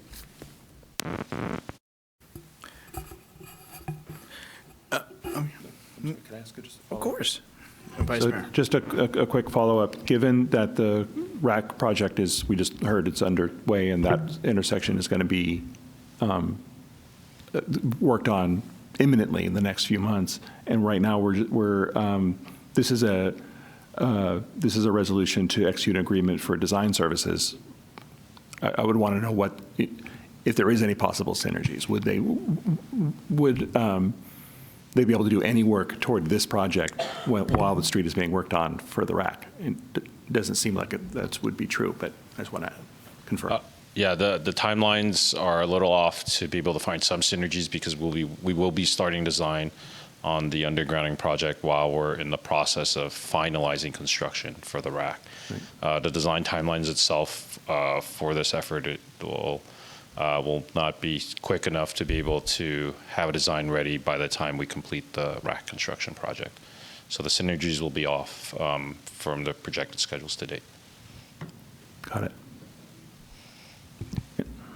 And then just to be clear, because I was unclear on what areas we're talking about here, the cost for the entire area between where we're sitting right now all the way to El Camino would be $7.4 million, of which we have $6.1 million in credits. So that project was divided into two phases, and we would only be able to fund the first phase of it, which would be from Donner Avenue to El Camino. So I wanted to be clear, because I wasn't clear on that earlier. If I can add, Mr. Mayor? Yeah, of course. Councilmember Medina. So we're going to Councilmember Salazar. redo the intersection at Crystal Springs and Oak. It's going to be done by next year, sometime next year. And we're going to go through and dig it all up and put a trench to it. So to answer that question, when we say redo the intersection, are we talking about adding a signalized intersection at that location? Okay. Yeah. So that project will not be done by the end of next year. It will be done sometime this year, quarter one or quarter two. And the work at this intersection is not it's not significant amount of trenching where we're going through Crystal Springs Road. We will be pulling some electrical wire to connect the signal lights. So we'll be going across the crosswalks and the intersections in that manner. It's not like we're opening up the entire line. I'll try to speak a little slower. What you guys saw today at the RAC presentation, if you can recall from your short-term memory, the yellow line, which is the gas line, according to our project manager, Rod, is currently trenched right now. And that's for us to bring the gas line in so we can connect power to the RAC building so that we can continue with our construction and install the gymnasium wood floors.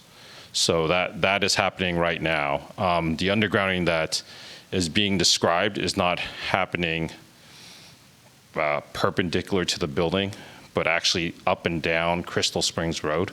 So the trench work is not something that we're kind of cut trench across the street, but actually down the road. So it's actually different types of work. I mean, there's synergies for us to save equipment and mobilization costs to do it at the same time, but given the timelines of design and the timelines of construction of the RAC, it might not be beneficial to delay one project to merge it with another. And just for clarity, Mr. Mayor, the intersection is going to be done this year? Yes. Signalization? So Yes. in 6 weeks?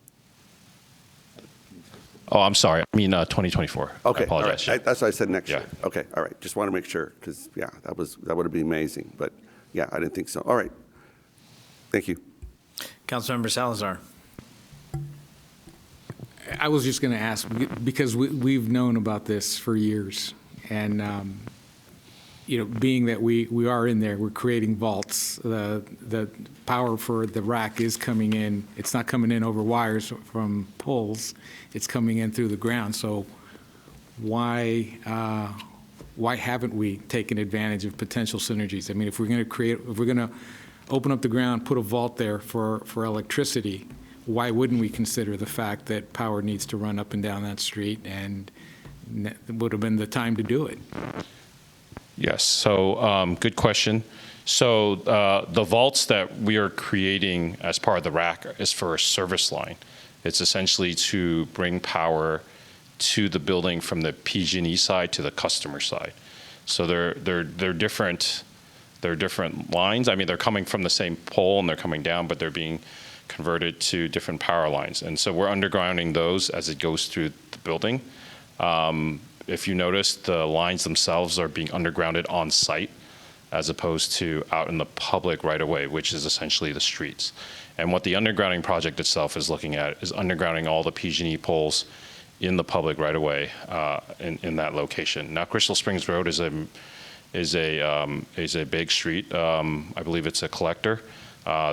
With collectors, there's a lot of utilities underground. And so when you underground PG&E power lines, there could be significant movement of a lot of underground utilities in that area. It's a pretty packed right-of-way. And so that type of design effort is something that is not as simple as saying, oh, we're undergrounding, the service line to the RAC. Let's just put all these underground. There will be a lot of utility conflicts that we're going to have to kind of, no pun intended, go through in trench warfare as we go down and underground across services and other utility lines.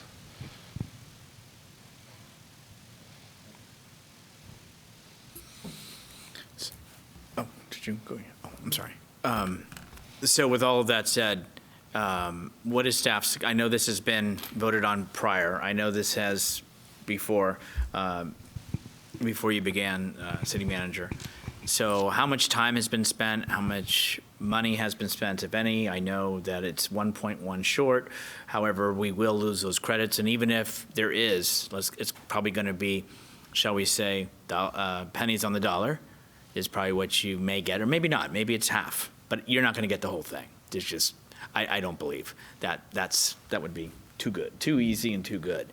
So what is the suggestion and recommendation of staff at this time? City manager? I think we could, I think we could continue this item until December and give staff a chance to maybe explore what the market is for the credits, just to see what we might be talking about, seeing if there even is a market that's available. One of my experience with undergrounding utilities with PG&E in my past is these are very long projects. This is not something that's going to happen overnight. So I would just be concerned that even though there's timelines in the staff report, it's listed in months probably intentionally because nobody wants to make a commitment on behalf of PG&E what they can and cannot do. And it's not a criticism of them. I want to be clear. There may be these lags between design and construction, for example, because we will not be the only ones in line. Every other public agency is going to be in line to get their projects done, and PG&E is going to get overwhelmed quickly. So we should just be mindful of, even though the timelines add up to about 80 months, it's probably perhaps going to be longer. Long story short, we can continue this item, come back to you in December with a little more information to understand what those markets look like. And if, again, following the director's comments, I don't think there's opportunities to create synergies between our existing project, which is literally, we're trying to get PG&E to do this yesterday, and what, the transmission lines versus the distribution lines. So with that, we can, again, if the council's will is to continue it, we can certainly do so. Okay, with that said, I think one of the things that may be is, can we even get anything with the credit? Or are we going to lose, what is it, how much? It's a 6.1 million, and that is also the question, right? Are we even able to put it on the market and sell at Correct. this point? Because they're moving towards sunsetting the Rule 28 funds. So I don't know if folks are, when I say folks, the council is okay with the continuance to the December meeting to get that information, or is that something we should take action on and vote on? Councilmember Salazar? I'd be willing to support the having staff look into it, but I would say that I would be willing to move forward with approving this tonight and have staff also look at it, and if there is no market available, then to go ahead and do it rather than have to come back and go through this exercise again, because I don't think there's going to be I don't think we're going to have much of an opportunity there, to be honest. But if you do uncover something, then I'd be willing to entertain having it come back. But barring that, I'd like to see it move forward if it is going to take a lot longer than expected. Is it a motion, or you just want to? I'll make a motion to approve the item as submitted with the condition that staff will also look at the option of selling those credits. And if there is some option or information to bring it back at the December meeting. Is there a second to that? I'll second it. Is there first, and I'm sorry, I should go back. We need to see if there's any public comment here in the audience that would want to speak on this item. And we'll make sure, if you have to come up here, we'll make sure the mic works. Yes, please. And you can have one question too. Thanks. Hey guys, thank you. I'd like to, follow up on Councilmember Salazar's question about urgency. I mean, how known about this issue? Like, money's going to expire. Why? How much? What's the timeline that's left? What's another impact of another month? And then the other thing I'd like to say, it's hello. You're getting a 7x return, $1 million, which is the price of saving one house on that street. You get $6 million invested into the community that you don't have to pay for later. So, you save one house from burning down, that's $1 million for somebody in the community. Anyway, so think about the return. And again, the urgency, why haven't we discussed the synergies 2 years ago, Thanks, guys. Thank you very much. This has been dialogued and discussed and voted on prior, so there was already a plan in place. This has gone through. However, I don't know that there's an urgency. We need to get to this item because there's also, don't we have to submit to say we want to or we don't want to in order for a particular time to get in line in order for the project to proceed? Director? Yes. Yes, there is an arduous process to obtain Rule 28 funds from PG&E, which goes through various steps, even through design and design approval and request. And so in terms of that, those are the timelines that we're kind of working through at the moment. One of the initial steps now is for us to move forward with design in that process. And just for the public's, do you recall when this began discussion and or action? I'm not specific dates or times, but I don't even know if I don't remember off the top of my head, to be honest. To be honest, this happened before my time, but I will say that if there were any synergies to be had, they would have been done then. It's just difficult sometimes to marry up the various project schedules that come from various funding sources. And how long have you been with the city now? A little over 2 years? A little under 2 years. A little under 2 years, so, well, congratulations there. But, okay, that gives us a little bit of a, it happened prior to your position, so we're talking at least probably 2 years or so. Okay, on the question? Just through the mayor, Yeah, please. I believe this had been talked about before I joined the council, so this is going back into the last decade. Thank you, Tom. Vice Mayor. Anything on the, any other question on the motion that's on the floor?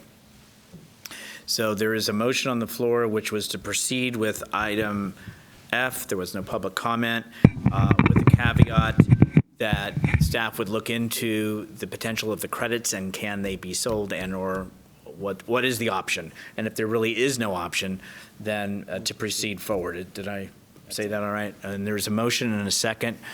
Salazar, Rico, Medina. All those in favor of item F, say aye. Aye. Aye. Opposed? No.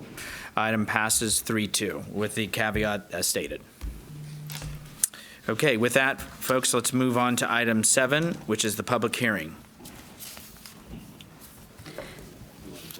Item 7A, conduct a Proposition 218 public hearing to increase water service charges. Consider adopting a resolution approving increases to water charges effective January 1st, 2024, and on each January 1st thereafter through January 1st, 2028, and finding such action exempt from CEQA, and consider introducing reading by title only and waiving further reading of an ordinance entitled Ordinance of the City Council of the City of San Bruno repealing water rates and service charges adopted by Ordinance Number 1853, making conforming changes in Chapter 10.14 and determining that such actions are exempt from CEQA.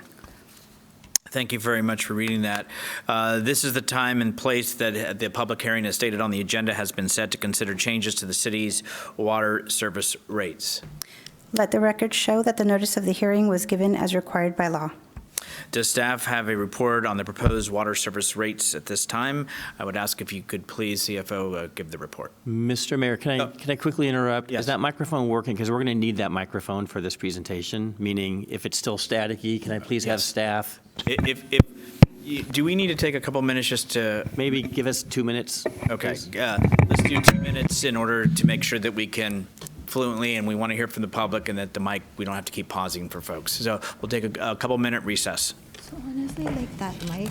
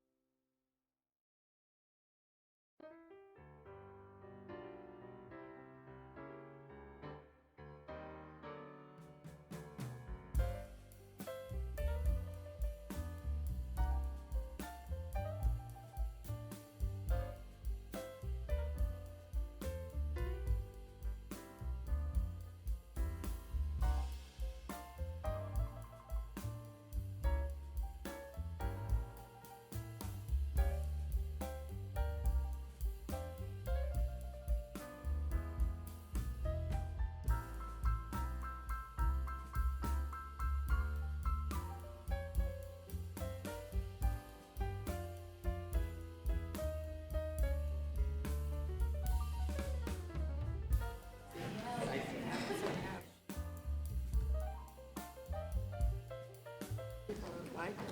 She's very sarcastic when you talk to her. Yeah. Another lady came out to ask her question. And she was really sarcastic to her. Oh, that's ridiculous.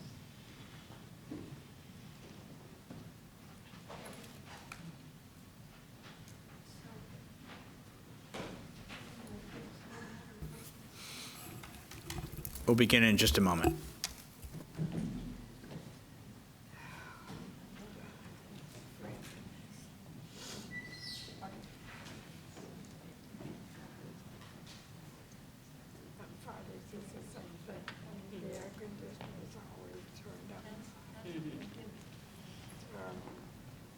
Sometimes I leave. Sometimes I'll leave around 11 o'clock because I can't stand it any longer. All right, we're back. We are on item 7 that has been read, which is the public hearing. We are now at the point of hearing from staff on the report, please. Thank you, Mr. Mayor. My name is Nick Pigueros. I'm the city's chief financial officer, and I'm introducing this item this evening. We're here to consider water utility rate increases for the next 5 calendar years, beginning January 1, 2024. This is a culmination of a multi-month effort that started back in February with an analysis that will be presented by Alex Handlers of Bartle Wells. After his presentation, I'll wrap up with the recommendation, which is slightly modified from the notice, the rate schedule that was published in the Prop 218 notice. So thank you very much, and I'll introduce Mr. Handlers. And then just for the audience, once the report has been given, then we'll go ahead and ask for any members of the public that want to speak, just so you can get yourselves ready. Please go ahead. Oh, thank you. Okay, and I'll try to move through this quickly, if I can get this. So the presentation tonight is to cover the proposed water rates, and really the key purpose of this meeting is just to present a summary of the findings and, refresh what has been talked about to council last February. I know it's been a long time. And also re-emphasize, what are the details of the proposed water rates that council's considering. Historically, the city has adopted rate increases and done a rate study once every 5 years. So the last rate study was in 2017. This one started in 2022. And led into presentations of both, draft and final recommendations in February at a couple of council meetings. The rates were kind of separated into 2 phases. First, the city moved forward with sewer rate increases, which went into effect on July 1. And here we're doing the second phase, which is the water rate increases. And you've been doing this in line with the Proposition 218 required legal process. Notices of the proposed rates in this public hearing were mailed to all the ratepayers and property owners back at the end of September. Today's the public hearing at which you'll consider the rates, and if they go into effect and they're adopted, they would start on January 1 of 2024. Quick background, again, just a quick refresh. Your water utility is a self-supporting enterprise. It's supported by the people who use the water. They pay the rates. These rates have got to be adequate to fund your cost of service and fund all the operating, maintenance, and capital needs so that you can continue to provide high-quality water supply to your community. When we look, in the past, the city had been moving, annual rate increases most years, but now it's been about 3.5 years with no rate increases. Back in 2017, the city had adopted 5 years of 5% rate increases, but the last one was canceled to provide rate relief during COVID, and you haven't adjusted rates since. But you are facing financial challenges. Rates do need to increase moving forward.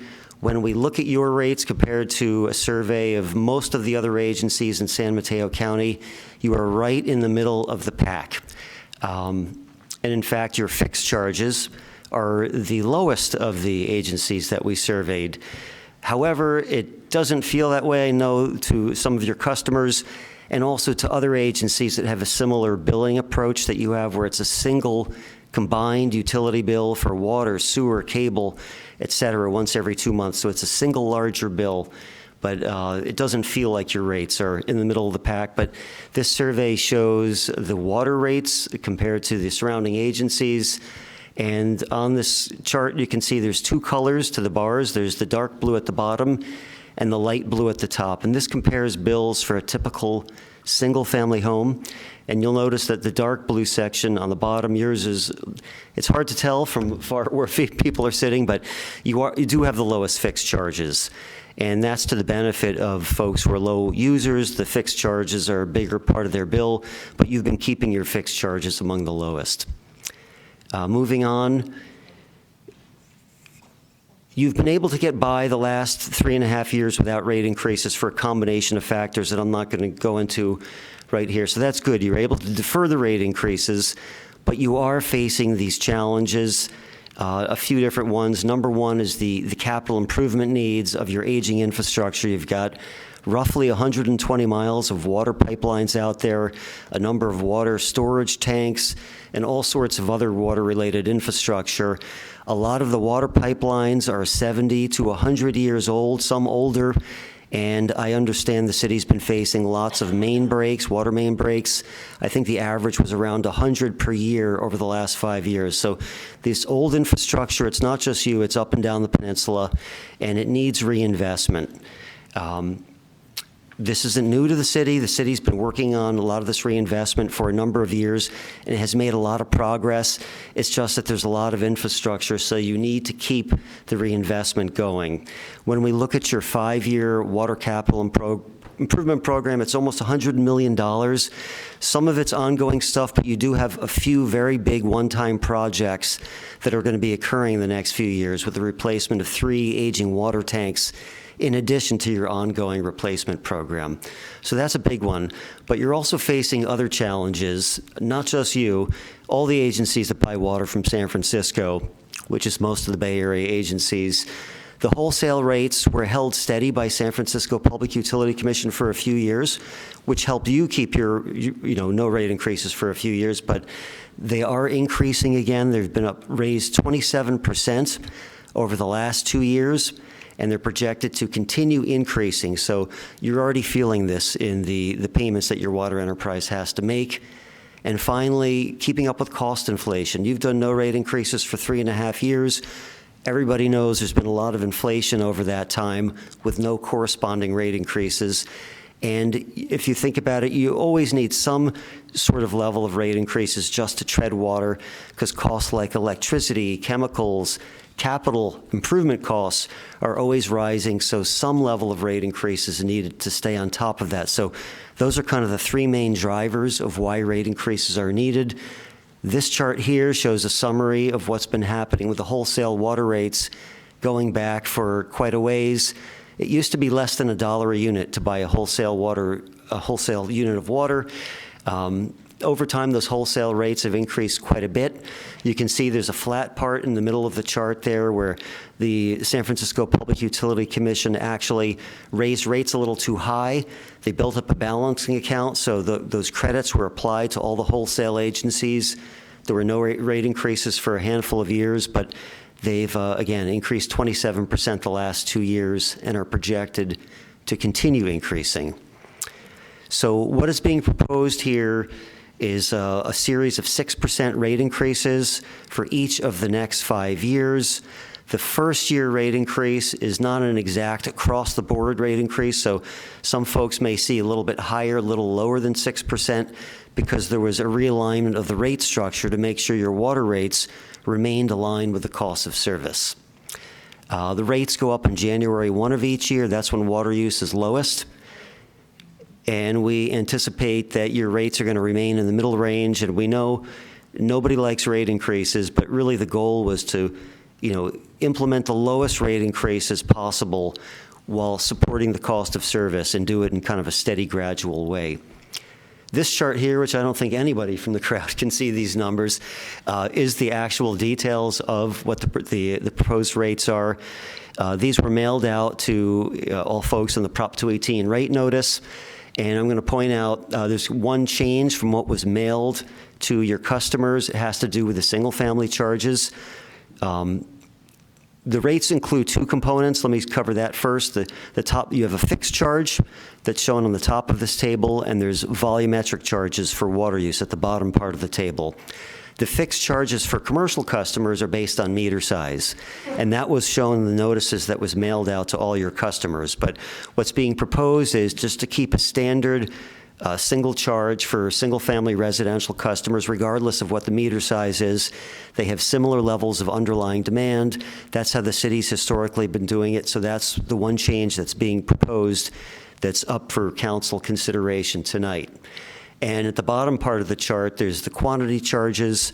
Single-family homes pay according to 3 inclining rate tiers. They get a little break in the lowest uses of water, and as water increases, they pay a little bit more per unit, and all other customers pay a uniform rate. Now, the city bills its rates in units of 100 cubic feet. Most people don't think in those terms. But 100 cubic feet works out to be about 748 gallons. So when you see these rates on the table here, the single-family rate, the first tier rate would be going to $9.44 per 100 cubic feet. That works out to be about 1.26 cents per gallon. And the top tier is $15.22 per unit. It equates to a little over 2 cents per gallon, just to put these numbers in perspective. This chart here shows kind of a history of rate increases and what was projected in the past compared to what reality has unfolded and what's being proposed now. I mentioned with the 2017, the city adopted 5 years of 5% rate increases. And at the time, the projections assumed the city would need to continue on that path of ongoing 5% rate increases to keep the rates in line with the cost of service. Well, after implementing the first 4 of those rate increases, the city, as I've already mentioned, canceled that rate increase that was scheduled to go into effect in 2021, and then has since gone a few more years with no rate increases. So these 6% that are being proposed now are actually going to keep your rates significantly lower than what we had previously projected. But I know that's no consolation because nobody likes rate increases. We understand that. Some people, it's a nuisance, but for some folks, it's a real financial hardship where every dollar counts. And that's why I know in the notices that were sent out to folks, and also tonight, again, reemphasizing the city does have a low-income discount program, a customer assistance program that provides a 25% discount for not just water, but also sewer and city cable TV services. It's based on income eligibility, and I know the city wants to make sure everyone's aware of this. And if folks haven't taken advantage, please look on the city's website, call the city's utility billing department, and there are folks there who will help you work through the application process, which is not that difficult.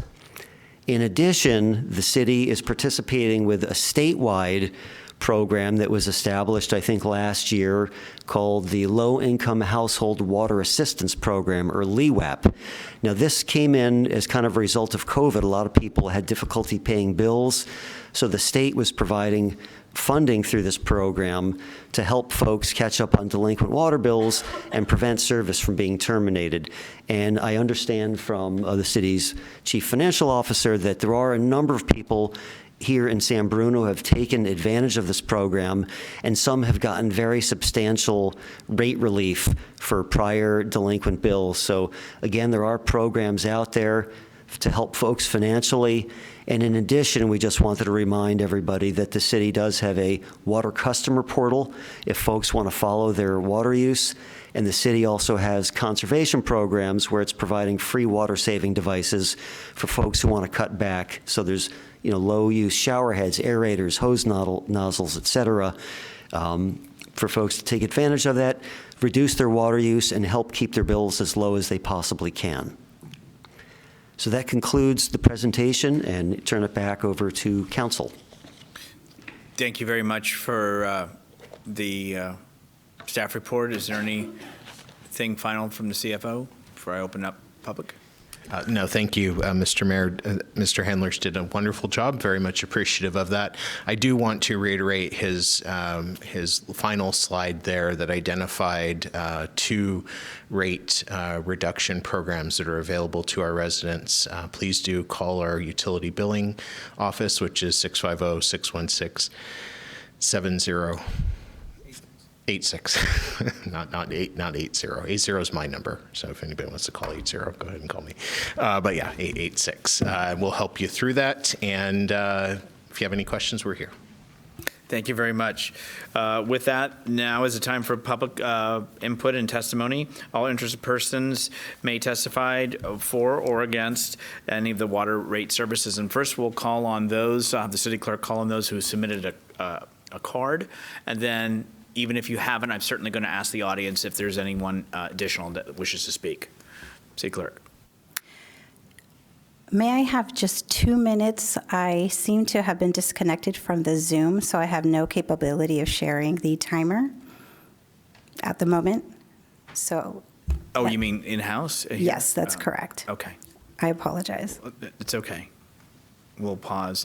So when you do come up, you'll have 3 minutes. There's going to be a timer that'll be displayed, and if you kind of try to be mindful, I know it's sometimes trying to speak and watch that is a little much, but if I do ask you to wind it up, that just means you've come to the 3 minutes, that's all.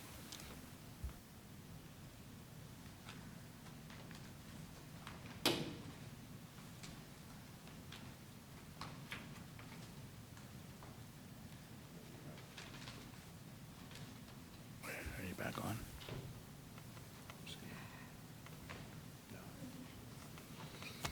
Wi-Fi's back, but yeah, the Wi-Fi's up, but there's no internet connection. The internet connection.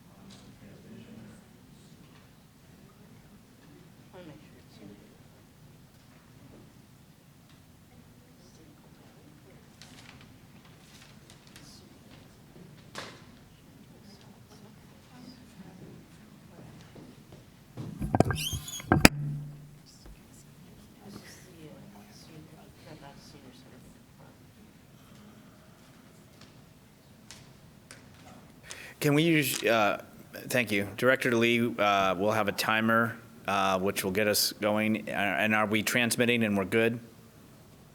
Yes, okay. All right, so as you see, we're going to improvise. And so the laptop that is there will have a timer. It'll be directed toward the podium, and we'll try to help along as well.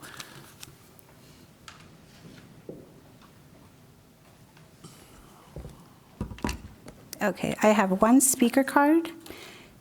Paul Furman.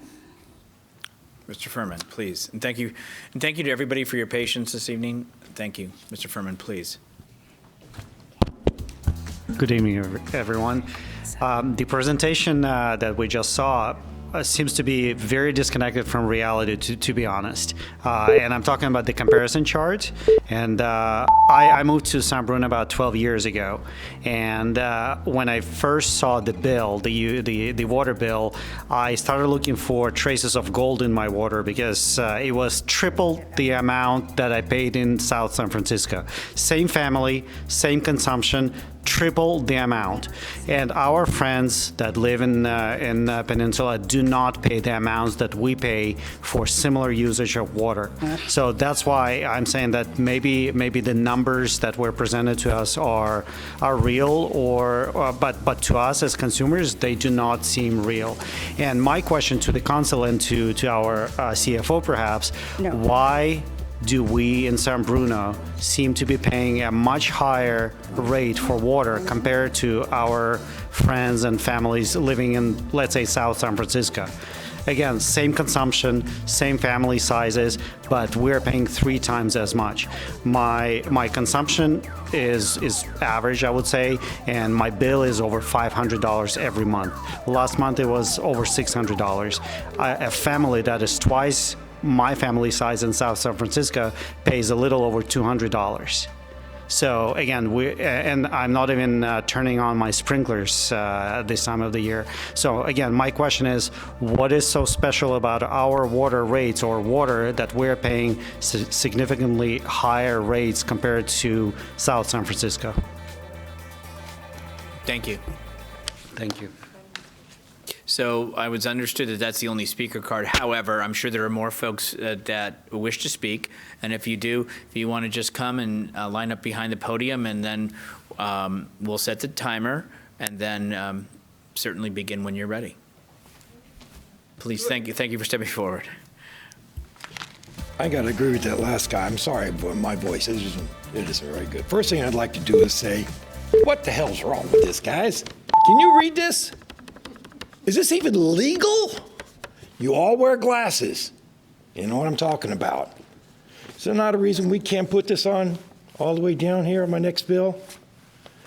Details matter. Numbers matter. And have any of you read the back of this? You read the back of it? Huh? I'm a little confused because when he said they raised the sewer rates, I'm thinking, no, they didn't. No, they didn't. How do you know they didn't? Read the back of this. It's calculated during the winter months. It doesn't matter how much water we use.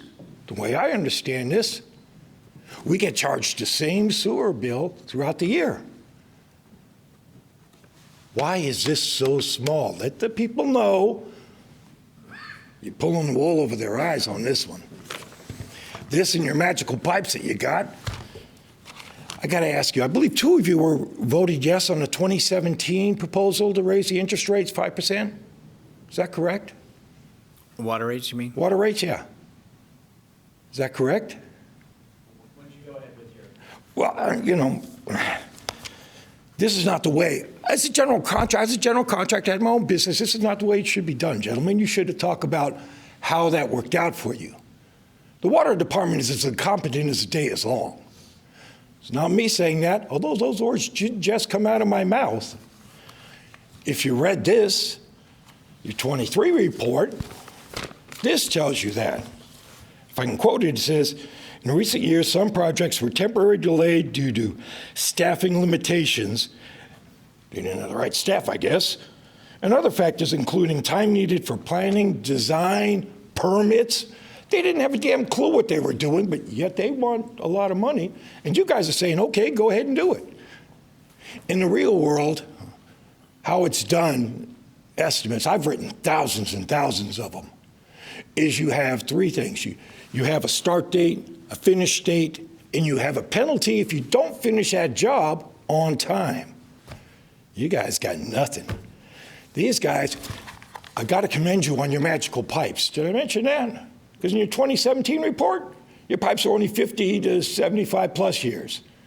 Now they tell us They're 75 to 100 years. If one of you can explain to me how your pipes age 25 years over 6 years, I'd be interested to hear that story.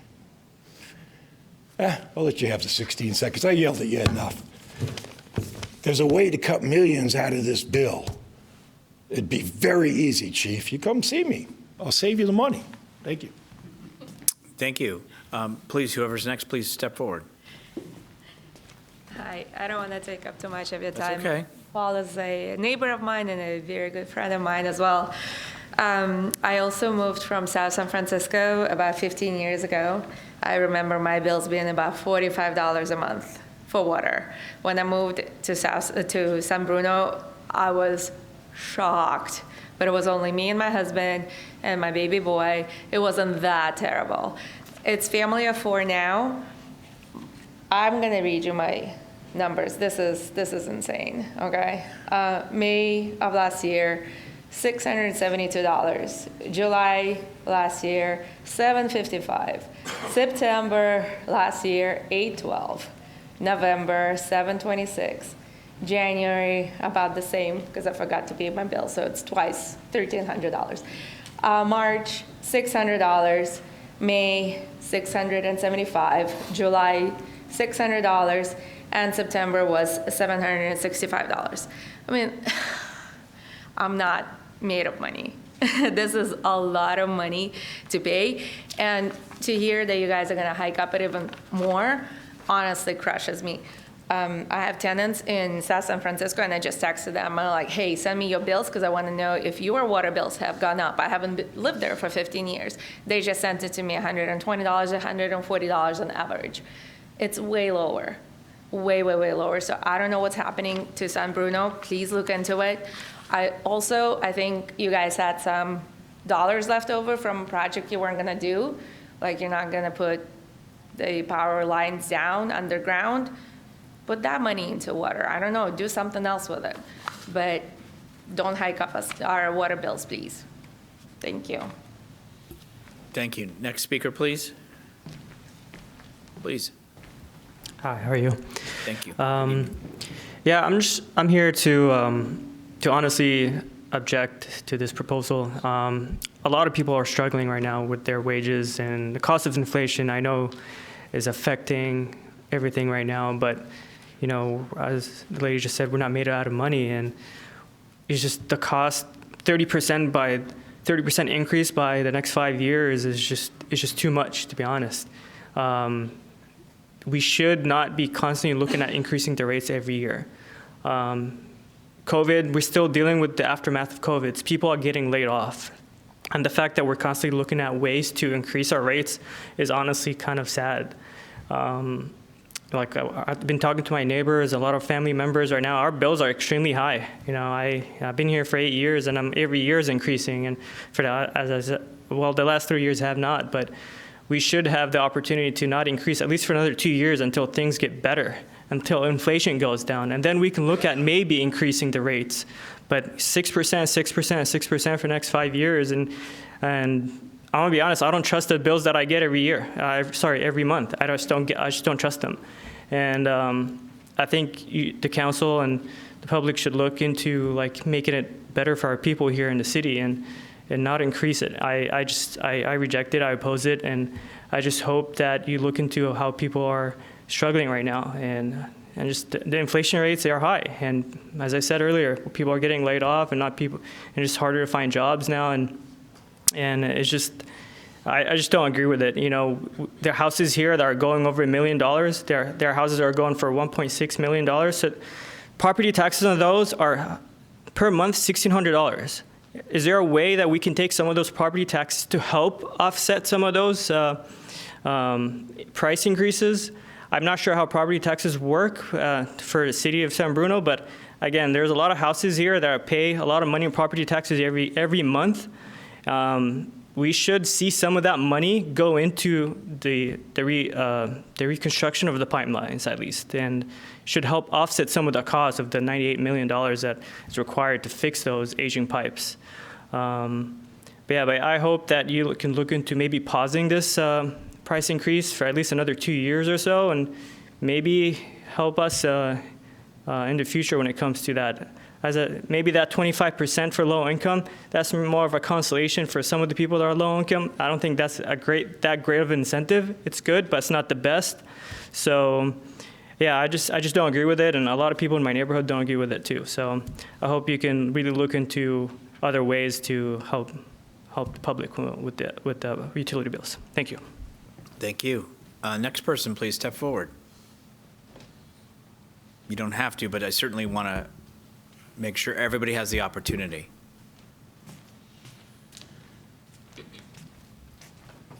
Thanks, guys. I understand where our neighbors and your constituents are coming from.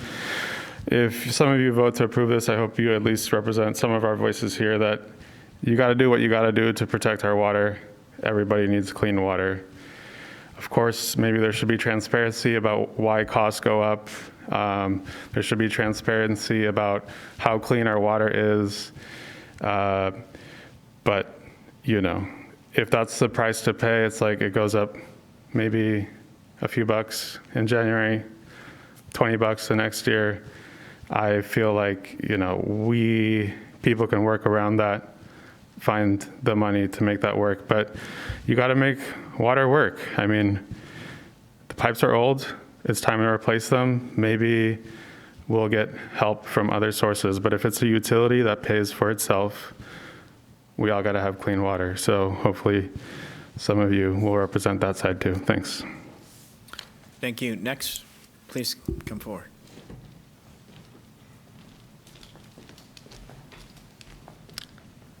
Hi, I moved here not too long ago during the Great Pause.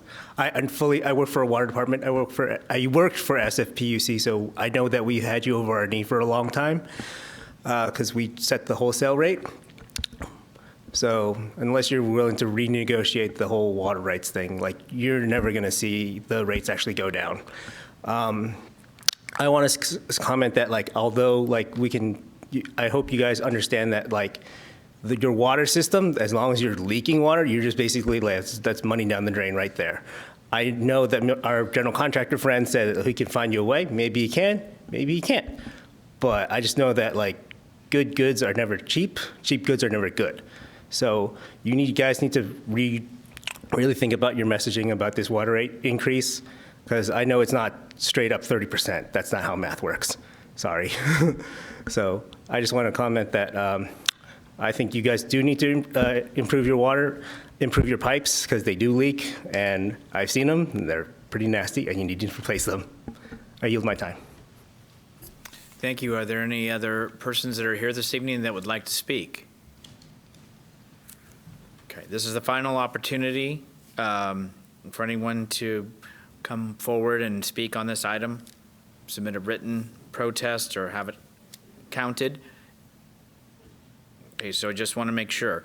So once we close the public hearing, I just want to let you know that we're not going to be able to do that. But at this time, this is the final opportunity, as I said, for owners or property of property upon which the water service rates are imposed to submit a written protest and have it counted in determining the existence of a majority protest. Seeing and hearing none others at this time, I'm going to go ahead and close public hearing. Do I have action from council to close public hearing?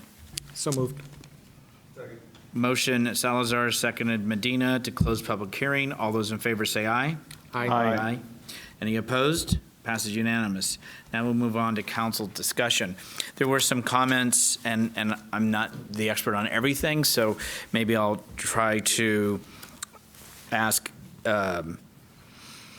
staff to maybe step forward to help. Some of it is Cal Water, and I know somebody who had worked for them, or a few people, and Cal Water, if I'm not mistaken, in South San Francisco, is the water. It is not the garbage. It is not the sewer, to my knowledge, unless I'm incorrect.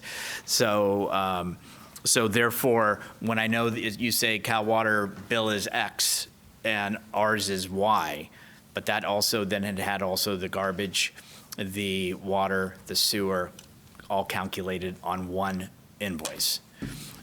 And so now that's changed, but that's some of the comments about why is it 100 versus 500, as an example. There is a document that does go out that is a requirement, I believe annually, that goes out as far as the water quality, its system, and that is mailed to each homeowner. The 25% also is not just for the water, it is for the garbage if you have a 32-gallon. It also is for sewer, it also can be for cable. So it is not just the water, it goes across the board once you qualify. All of those are options, just for that. I think the detail on the size of the print, yes, I wear glasses, and so from there I couldn't see it. I'd have to get a little closer. I don't know if that a CFO has heard and looked into that. The comparison chart, I think one of the things, and either to the CFO or consultant, is South City comes in, or the comparison, like why is San Bruno seen or perceived to be so much higher than everywhere else? The PUC, you are correct, and I think Vice Mayor Hamilton with Bosqua can tell you they have gone up and they're not going down, and that's just a fact. And yes, we did take a 3.5-year break. I can tell you, and I wasn't on back then, but in the year 2000, to my knowledge, was the last time the city of San Bruno did not increase those rates. 2000 for a year. So the city did, with staff, came forward to say, times are tough. Gentleman asked the question, the 217, I voted no, to answer your question about the rate increase. And the reason why, as I said, I still had some thought on the numbers, and did we need it? Now, a council can always reduce it or suspend it, but it cannot increase above what has been proposed before you. So, and that is what the council did. And at the same time, too, it is an enterprise fund. The enterprise fund is supposed to pay for itself. So, therefore, we're not supposed to be subsidizing it. On the property tax, that is, as was indicated earlier tonight in a study session, it was a 7% increase in the property tax to the city, but it's kind of a one-time thing. It doesn't keep going, and I know you would envision property tax, we would become a wealthy city. It is divided. If you ever look at your property tax, how much the city gets versus the school versus the county, it's a very nominal portion. But can somebody help just address the element of how come it's a 6%? Why is it even? Because nothing ever is even, right? It's either $7.99 but it's just never $8. And there's a reason, or is it rounded up, rounded down? And as far as the perception of where we fall. Please. Certainly. Yes, 6% is an even number.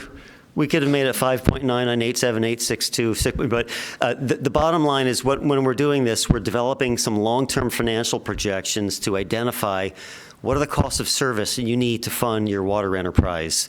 And the rates that are being proposed are, we're not looking to have the number jump around every year, trying to make it steady, gradual, even increases phased in over each year. So that was the plan, try to make it steady, even each year, so it's not like it's 3% one year, but then 12% the next.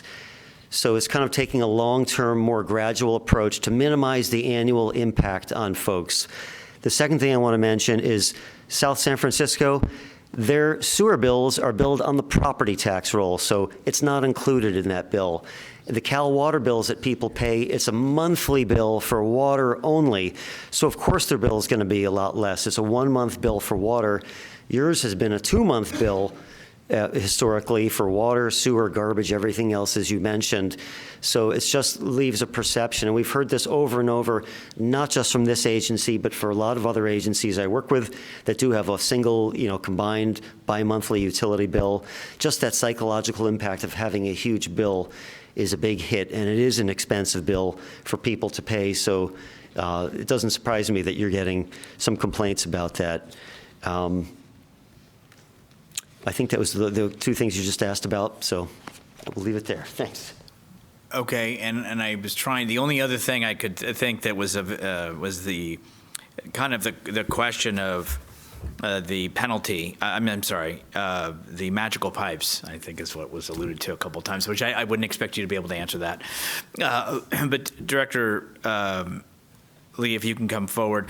It's just as far as, as it was indicated, whether it's staff limitations, is there a penalty that was asked, when services are hired out and if they don't complete it on said date, and about the infrastructure of the pipes, of how it's told? I know the length of time you've been here, but I think you're, quote, you're down at the yard and you talk to the team and your deputy director. So what can you enlighten us on? Yeah, so as all capital improvement projects have a standard construction contract, those construction contracts have stipulations for liquidated damages and a variety of other requirements for the contractor to complete their construction on time and per the contract specifications. So we go through that process to ensure that everything is constructed within our design parameters. Okay. Thank you. I appreciate you coming forward, and if there are other questions from my colleagues to the staff or whatever, we'll bring forward. So at this time, I just kind of wanted to circle back from what I had kind of written down some comments, so I wanted to be able to kind of bring those back forward. With that, why don't I open up to my colleagues at this time for council discussion. Councilman Medina. Sure. So I have not voted for a water rate increase since I've been on the council. I also voted no with our mayor, Rico Medina. But our utilities are complicated. What we're seeing is, for a very, very long time, and I'll summarize this, so this is a short version because it can go on forever. San Bruno didn't take care of its water and its sewer. They just didn't do it. They took many, many years. They never invested in it. And I could tell you from experience, because I was a public works inspector here. I did 2 water main projects in 11 years. Just 2. Because we weren't spending enough money. We didn't have the money to invest in our system. It was one of the reasons why I ran for council after I departed the organization, was we got to do better than this. It was 10%, 10%, 10%, 10%. I got on the council and I was willing to go to 5 with some additional changes. And when I got on the council, those changes didn't come. The efficiencies weren't there. I asked for the San Bruno Community Foundation at that time to kick in a couple percents so that it wasn't 5, maybe it could be 3. There was no movement on it, I voted no. Our history is, until recently, we haven't been taking care of our water and sewer and our facilities. San Bruno has had a long history of not having enough money to do much of anything. Case in point, we're getting a brand new rec center, not because we saved the money, but because PG&E blew up our town and people died. That's why we have a new rack. We wouldn't have a new rack no other way. So in increasing the rates to replace, it's not magical. These are old pipes. And at one point, there are parts of San Bruno that probably have 100-year-old pipes in sewer, but most of them don't. And what the city doesn't do a good enough job is explaining what we're doing and why it is expensive. And residents don't want to hear the full story because it's long and it's boring. And regardless, nobody wants to pay more. I know I don't want to pay more. When I was working here, I got rid of my lawn. That was the first thing I did. I was like, I can't afford those high rates. That water, 30% of my bill going for grass, I have to find another place to play. I didn't have kids then, but I have them now, and we find a place to play. So why are our rates having to go up this much? Because there's so much that needs to be done. When we talked about this in October about the sewer rates, I asked a number of questions. And the questions were, what are we spending each year in design and construction for our water and sewer projects?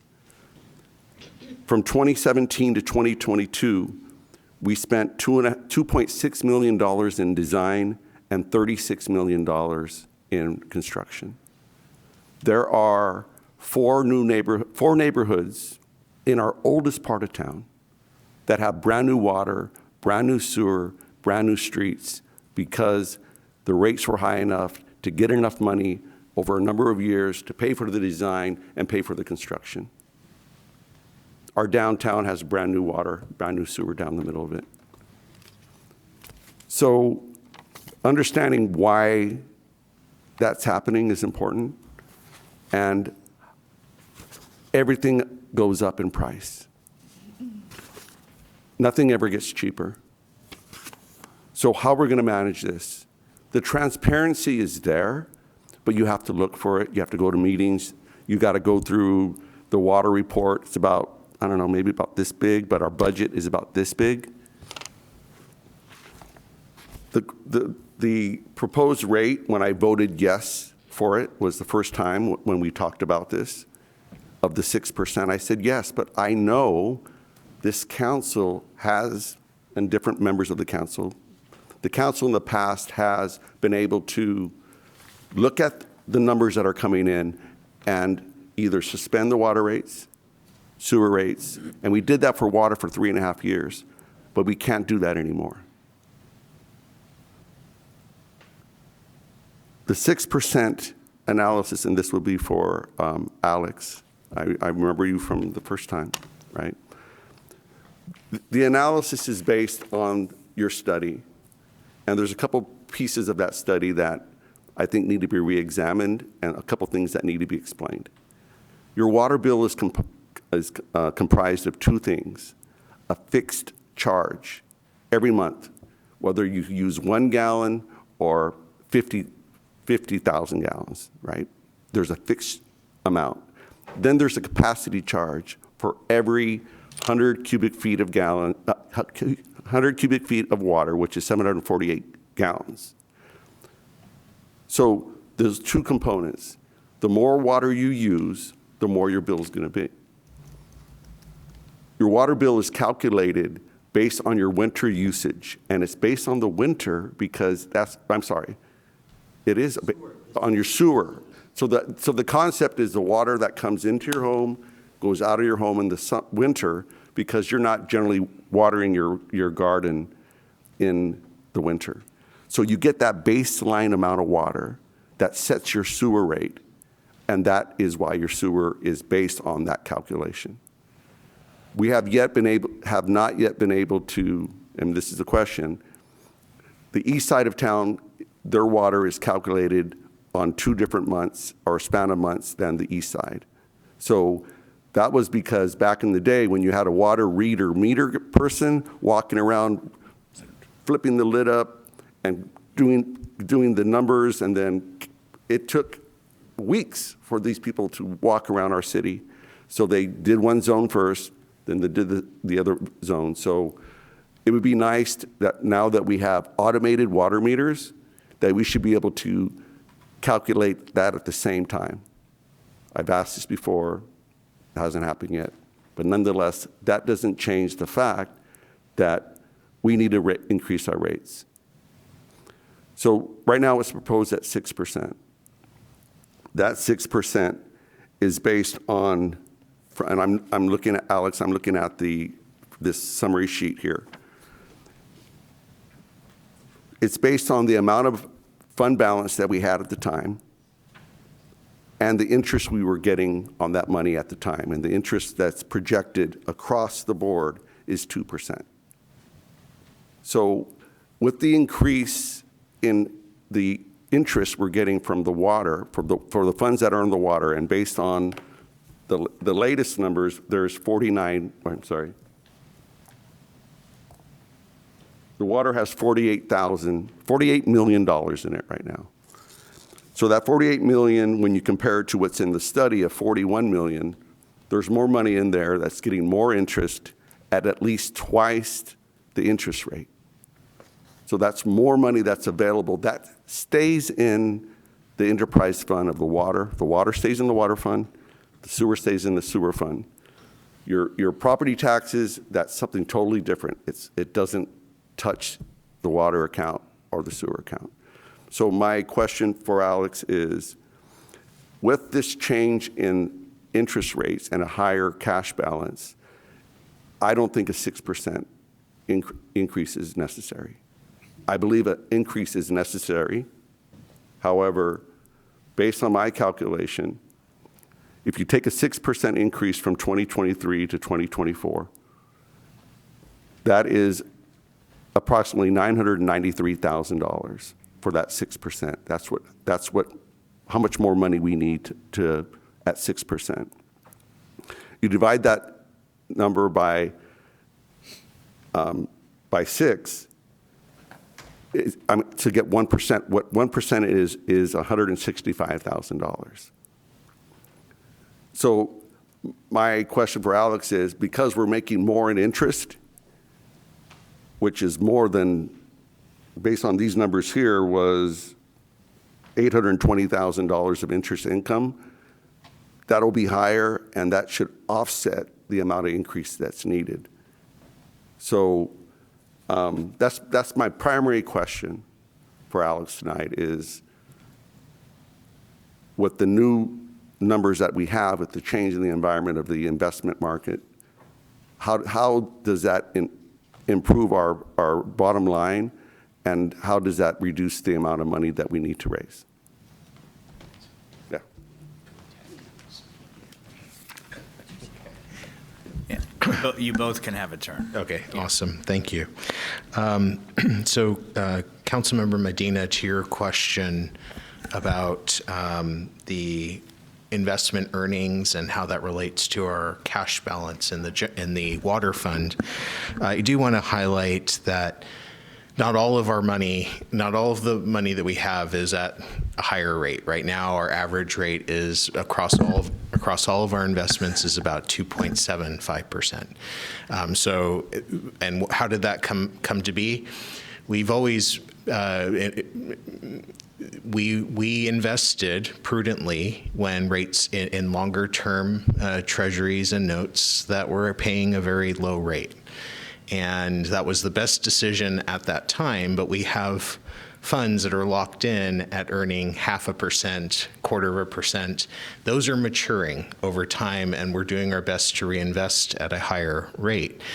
Now, there's a fine balance there because we can't invest our money out at 5% for 10 years.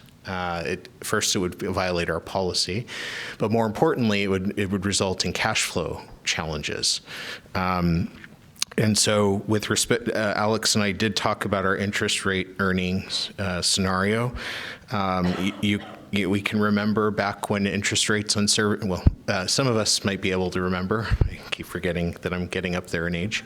That interest rates and savings accounts were in the double digits at a certain point in the 70s and late 80s. Interest rates on mortgages were also up there. But we also know that interest rates were near zero for quite some time. And so 2% is a conservative estimate. It's a reliable estimate. It's something that for Alex's purposes, staff can get behind and say, it may not be 5%. It's going to be more than what we're earning right now, 2.75%. But eventually it's going to come down. We don't know when. And we can't lock in those 5% yields in perpetuity. So that's my preface to Alex's comment. No, those are good points, and I want to point out, you looked in the details, and you could see all the details there. So we did try to keep things transparent, and good for you for seeing that we did assume 2%. When we originally started these studies back in 2022, it was a little bit different interest rate environment than it is now, and the rates have gone up. But I want to point out, those interest earnings are a very small part of the big picture. The annual funding levels are $28 million when you add an operating and capital. So yes, the goal is that you do reinvest and try to maximize with it to get a little more interest. And you may get more interest, but that doesn't necessarily mean you could just cut your rates on the other side of the equation, because there's a lot of moving parts here. We're trying to err a little on the conservative side, not put on artificially rosy glasses with our financial projections. We've seen other agencies get in trouble with that. But the one thing I wanted to say is I wouldn't recommend trying to slice the rate increases down little by little, because they're part of looking long-term and making sure you're getting the rates where they need to be. Even if you do get a little bit more interest earnings over the next 5 years, you don't know exactly what the capital project costs are going to be. Capital costs have been increasing substantially more than 2 or 3% in recent years, the same with a lot of other expenses. So yes, there's nothing in my table is going to end up being exactly correct. But I want to point out one of the assumptions in our tables also, in the whole financial plan, is that the city has got a lot of capital needs. You do have some fund reserves you've built up to apply towards them. You're going to be drawing those down substantially over the next few years as you move ahead with these water tank replacements and keep moving forward with your pipeline replacement program. So it's not like there's going to be excess cash sitting around for very long. And on top of that, again, I said we try to do the lowest rate increases possible to get you through the next 5 years when you can reevaluate again and set course for the future. But the rates that are proposed here and the amount of revenues coming in are not enough to fund your capital program over the next 5 years. We have assumed that within a few years, depending on how quickly the money is being drawn down, the city likely will need to go out with a debt issuance. The city's doesn't have a lot of outstanding debt on its water and sewer side. You do have some debt service out there. But just to fund what you need, you already have more financial needs to do with the capital improvements than you can possibly fund with a rate. So kudos to the city if you can get a little bit more interest rate earnings. But that's only, you're dealing with such a high level of capital funding needs. That's a small drop in the bucket compared to what these level of funding needs are. So we wouldn't recommend looking at a single line item and, trying to shave down the rates a little bit, because you just have so many other capital funding needs at the other side that getting a few extra 100,000 here or there, it helps, but it's such a small amount in the big picture of the challenges that you're facing. Our goal was to, get back to the city's historical practice. It used to be 5%. You were able to hold it for a few years, which is great. You were able to pass on those savings to the ratepayers. We know nobody likes rate increases, but you are dealing with financial challenges. It's not really a political decision when we come here and say, hey, raise rates by this amount. It's really a cost of service, and you are facing a lot of increasing costs. You do need to keep moving the rates in the right direction. And I wouldn't recommend changing these recommendations. If you go out a few years and it turns out, you've had a big windfall or something's turning out much better than projected, yes, you can always opt to, hey, let's only implement 4% instead of 6% this year. Let's defer something. But from the needs that we see and where you're going, these are just steps along a longer-term flight path, and we don't recommend doing anything less from a professional perspective. We did try to keep it as low as possible. So I've rambled on a little too much there, but I hope that addresses the other side that, in addition to what Nick was covering. Sure. Mr. Mayor, so when you did this analysis, the bonds were probably at a much lower rate as well. So what's going to happen in 25, 26, and 26, 27? I mean, because that's when the idea that we would be. Right. What's going to happen? It's very hard to project interest rates. Sure. Again, when we do this, I didn't assume the interest rates were at 2% for the debt. I mean, long term, it's closer to. We probably assume something closer to 5%. Which is probably in the realm of what you would get in currently if you were to go out with a long-term bond. But you're right, thanks for pointing that. As the interest rates go up, it's not just what you're earning, it's also what you have to pay on debt. So the reality is you're going to cross that bridge when you get there. You know, it's hard to know in advance to pinpoint what the interest rate's going to be in a few years. The interest rates, folks know, for mortgages, for bonds, have spiked up a lot over the last couple of years, and recently they went up again, but they've seemed to have tailed off a little bit in recent days. We don't know where they're going to be in a few years, but I think the numbers we used in here were in the realm, in the ballpark, unless something, you know, bizarre happens in the next few years. Got it. Thank you. Other council questions, discussion? Vice Mayor? So I don't want to cover over too much stuff that we've already covered. My colleague, Councilmember Medina, covered a lot of it very well. Thank you, by the way. The couple of points I do want to cover over again, because it is important, is that when comparing a bill, you know, comparing a San Bruno bill to another, to one from another city, you have to compare apples and apples. You can't look at that bottom line, because our bill historically has been water and sewer and garbage all on one bill for 2 months of service.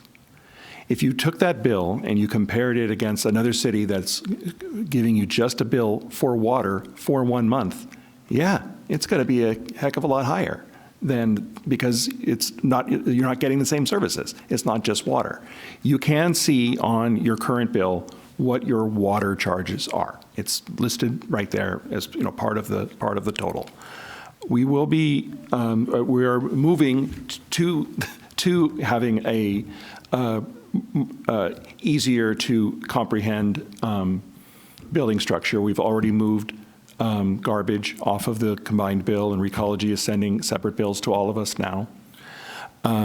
We are going to be following the majority of our neighbors to moving sewer to the property tax.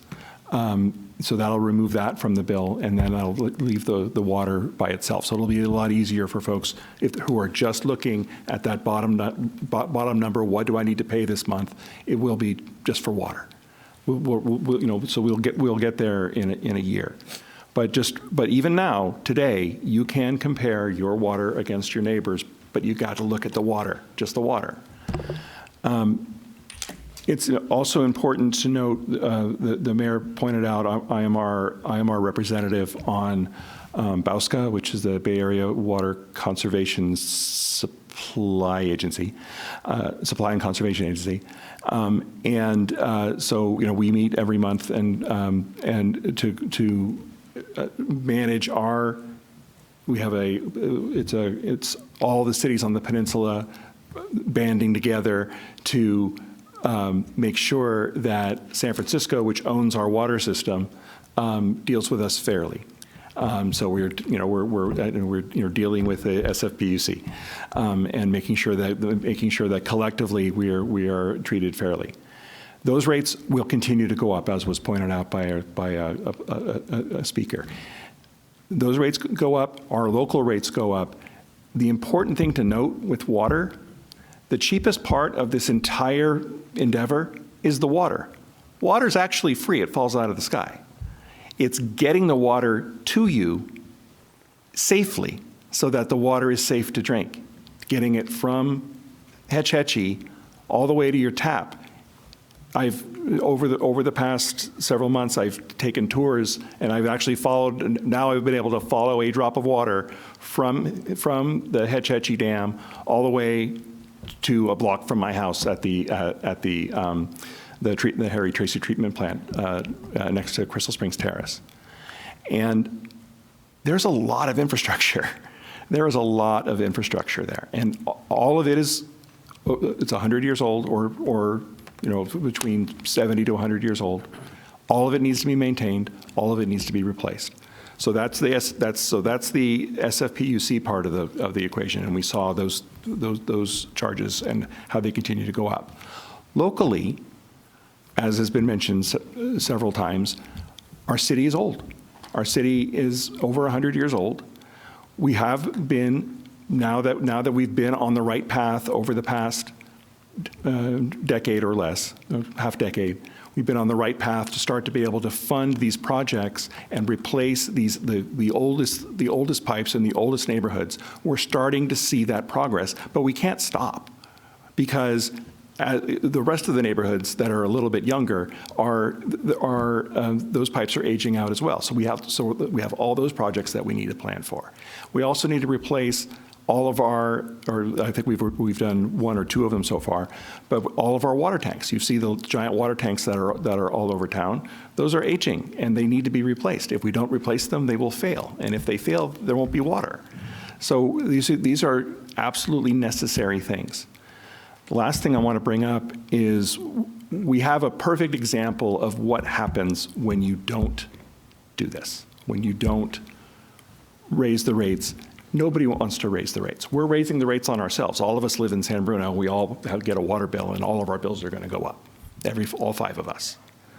I don't want that, but it's necessary. And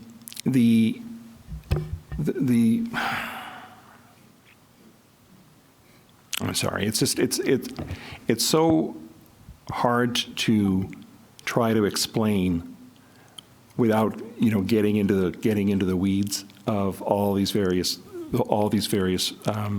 projects and all these various things that we need to do. But we really don't have a choice. And the example that I wanted to bring up is our stormwater enterprise. So it's a completely separate system. You can't mix the monies between them. But stormwater is the water that runs down your gutter and eventually ends up in the bay when it rains. That water. That system is underfunded. We don't have the power to raise rates on that because that's paid through your property taxes, and due to California law, the only way that could be raised is by an election conducted of property owners. That system is grossly underfunded. We did one of these elections in 2021, right after I got on council, and it failed miserably. It got like 36%. Was it 36% of the property owners voted to raise that? So we received a report earlier tonight at a special meeting at 5:30. Detailing how that enterprise is $3 million underwater, to not make a pun. So now we need to go find that money somewhere else in the general fund to make it whole again, just so that we can continue to fix holes and fix things as they fail.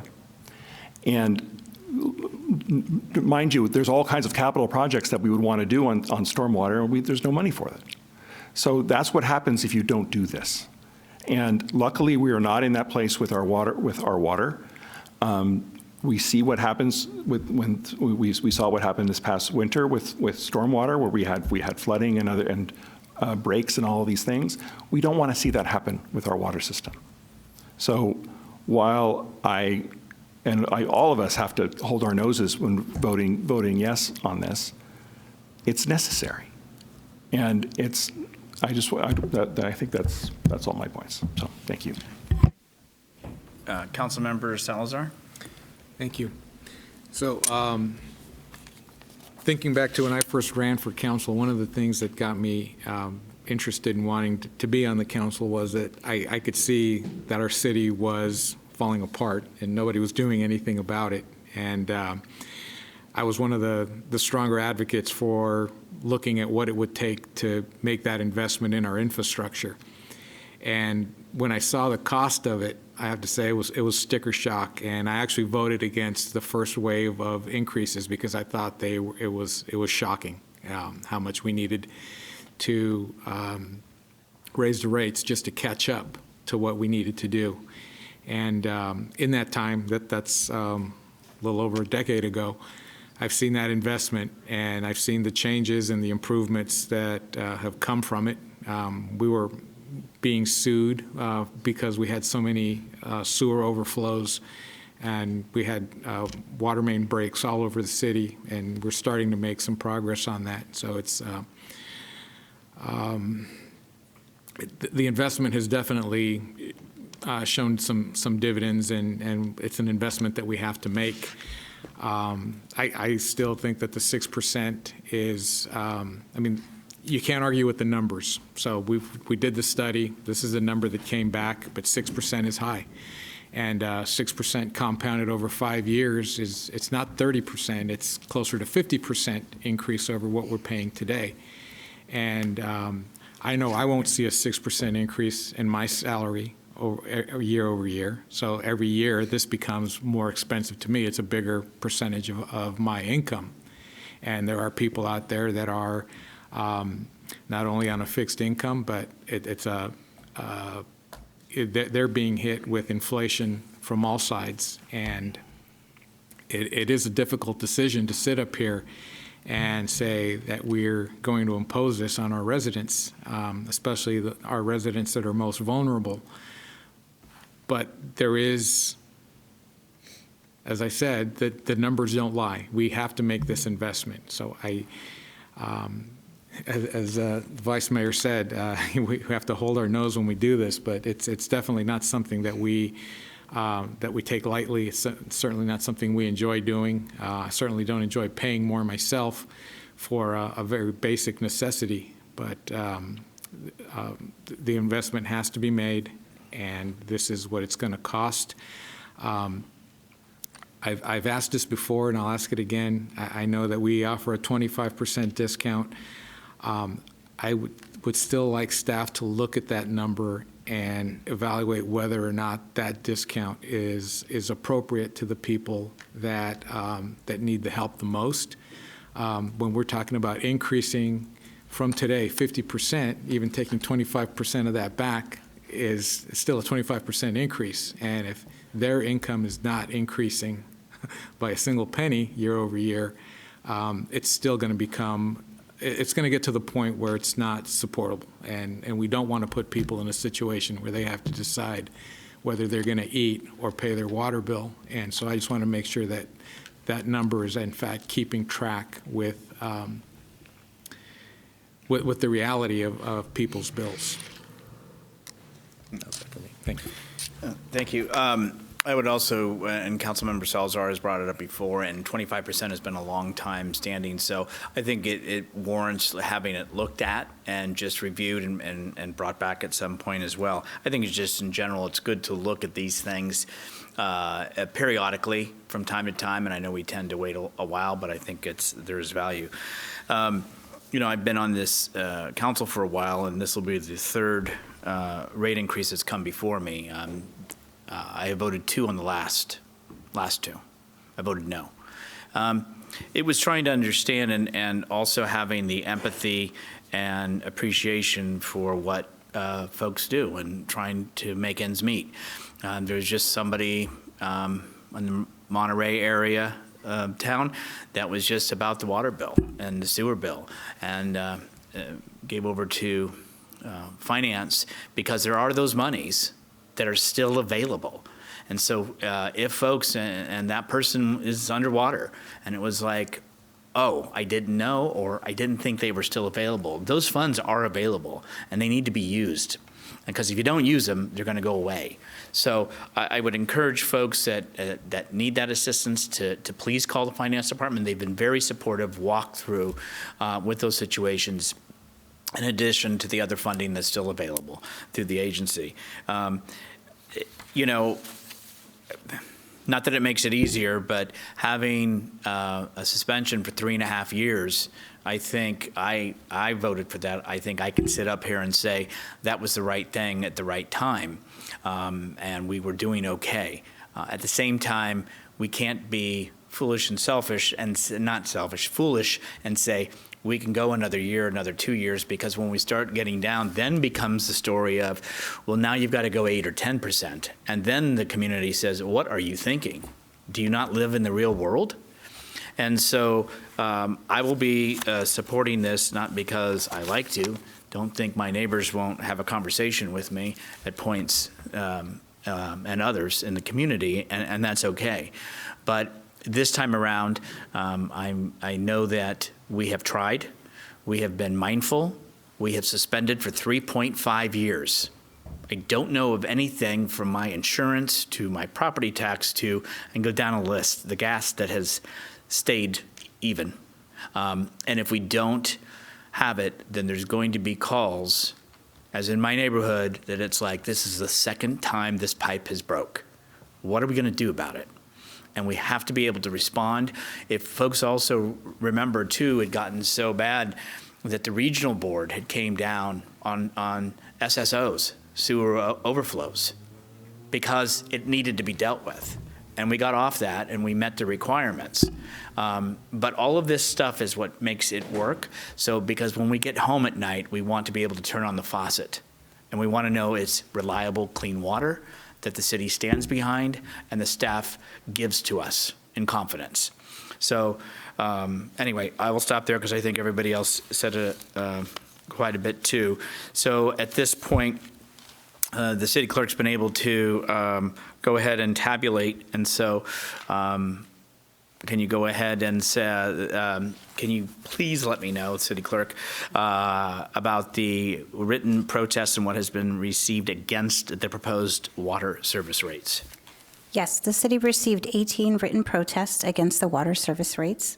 The number of written protests do not represent 1/2 or more of the property upon which the water service rates are proposed to be imposed. Okay, with that, obviously, this is a state law, so it's not, because I often will hear, well, you guys should lower the threshold. It's a state law. It is not the city's law. It's not the county's law. You got to change it in Sacramento. But with that, there is an absence of a majority, and so there is a resolution and an ordinance up, which are two separate actions, which have already been read by the city clerk. But first, we would take them in two separate folds by action of the council. And the resolution is, the first would be approving the increases to water changes effective January 1, 2024, and on each January 1st thereafter through January 1, 2028, and finding such action exempt from CEQA. So that would be the first action, which would be a resolution. Is there any action from the body on that?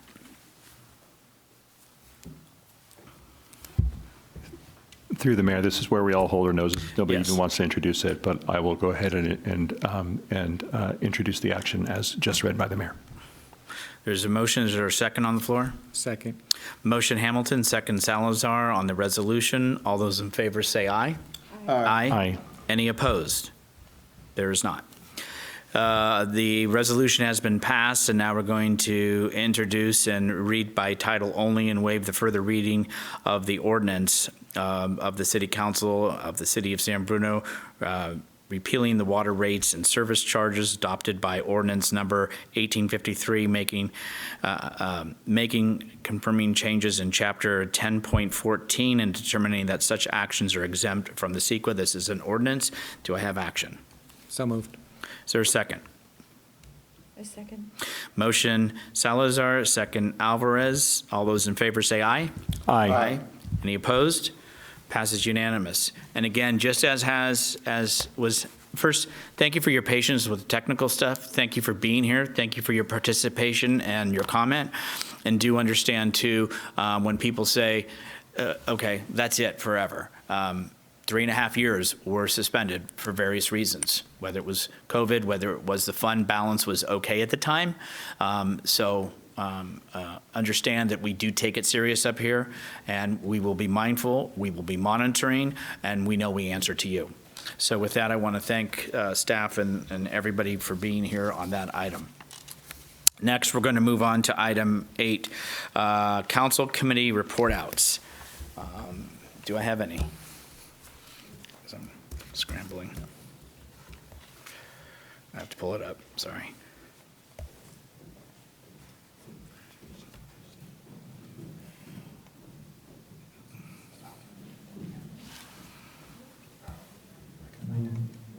I think that's, we'll keep it going. So comments from council members. I'll just do it there. Any comments from council members? I have a printed one. I have item 8 on the agenda. Oh, you know, I'm sorry. Tom, I'm sorry. I didn't turn the page. No worries. I'm sorry. So my apologies to the Vice Mayor. So under council comments, we take the items that have been listed first. I'm sorry.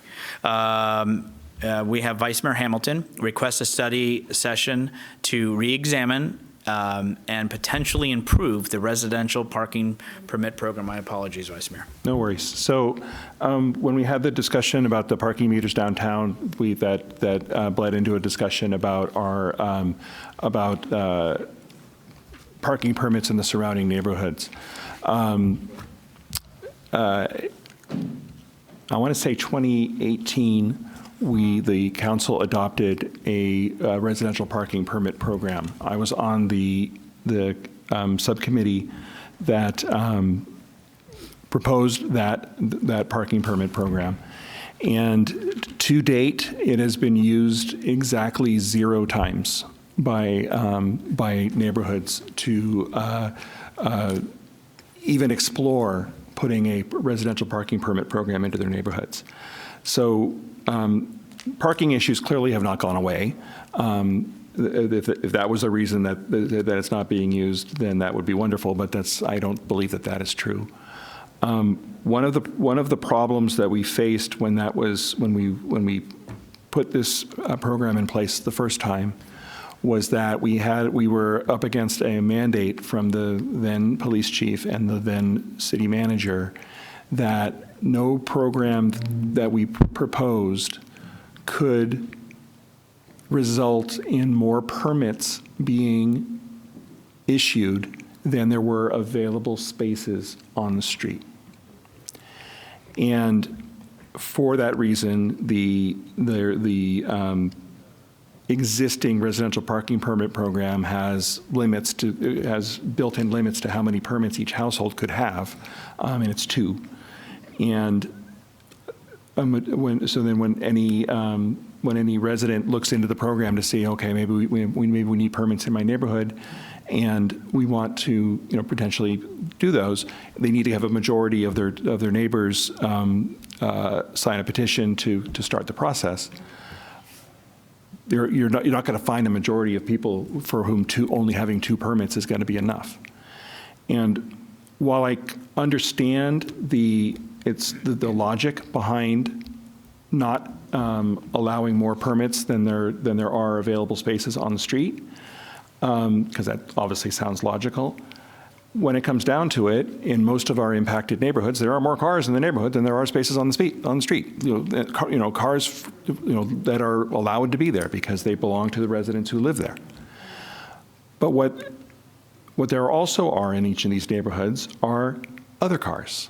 People who park their car in front of Maria's house, call an Uber and go to the airport and leave it there for a week. And people who store their work trucks near their homes in the neighborhoods. It goes on and on. So while I agree it would be best to not have more permits than there are spaces, at least such a program would get rid of all those other cars and make things better. So would it make things perfect? No. But would it make things better? Absolutely. I'm not proposing a study session that only looks at the idea I just said. I'm open to all ideas. But I do think that this needs to be re-examined. And so I would like to, the reason I have this on the agenda is I'm looking for concurrence from my colleagues to request that staff prepare a study session for us to look at the existing program and examine it and discuss ways that we can potentially improve it. And again, not necessarily what I just said. It would just be, let's look at it and see if it can be changed. So I'd like to open it up to my colleagues to see if we have concurrence. And also, if there are any members of the public that wish to speak on this topic, and maybe I should, because I'm realizing it's 10:15. So why don't, if it's all right, Vice Mayor. Sure, of course. Maria, please come forward, because you've sat here, and so thank you. Thank you so much, Tom, for bringing that up. The problem exists at this point where we're going to have people come park anyway, even if there's a permit. Even if they don't have a permit, they're going to park there, but and no disrespect to you, Chief Johansson, but the time that it takes to get rid of that car from the neighborhood, unless we have the backup for it, those cars are going to be there. So it's going to have to be a quicker response time, because I know I have a sister who's got a really big mouth besides me, but she's calling from the minute it hits to day 5 and let somebody know that there's something that needs to go on, that this car needs to go. And then it's just the lag time after that. So I don't know, it's gonna take, I don't know what it's gonna take. Because I know in our household, we have 3 cars. So the two car limit doesn't work. We've got neighbors that have extended families there that have multiple cars that are taking up all kinds of space. So it's a slippery slope we're on, and we got to figure out how we're going to do it. We respect each other's spaces in the neighborhood, and we've gotten even to the point where we park across our driveway because we can't park in our driveway. So, we're going to have to work on it. I'd be more than happy to help with the survey or whatever we need to do to get this figured out. And if we can figure it out, it'd be great. So thank you. Thank you. Anybody else here that wishes to speak? Not? Okay, back to council for any comments or thoughts on the topic. Councilmember Medina. So when we first passed the residential parking permit program, I think we were lucky to get it at that point, and we just got it just enough to where there was an option. And there's more cars on the street. There's people are living with extended families more and more often, and people still drive cars. So finding an easier way to make the permit program work is something that I'm in favor of and that we should talk about. So I think that I'm in favor of moving forward with it. So I know the council have kind of talked about it before. So. Any other questions or comments on this topic? Okay. If not, I think the thing I will say is that we did meet on this a lot, often. Mark Howard, you, Vice Mayor, was on TSPC, myself, and the other, Marty Medina, and both Medinas. And so we spent a long time, months. Staff did a lot of work. And what it came to, and if my memory serves me correct, at the TSPC, you had tons of folks, not just a couple, a lot of folks that would show up and say, we need to do something.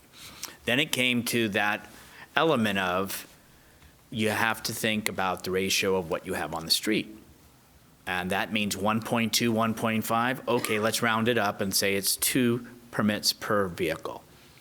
And then all of a sudden, per house, I'm sorry, I apologize, per house.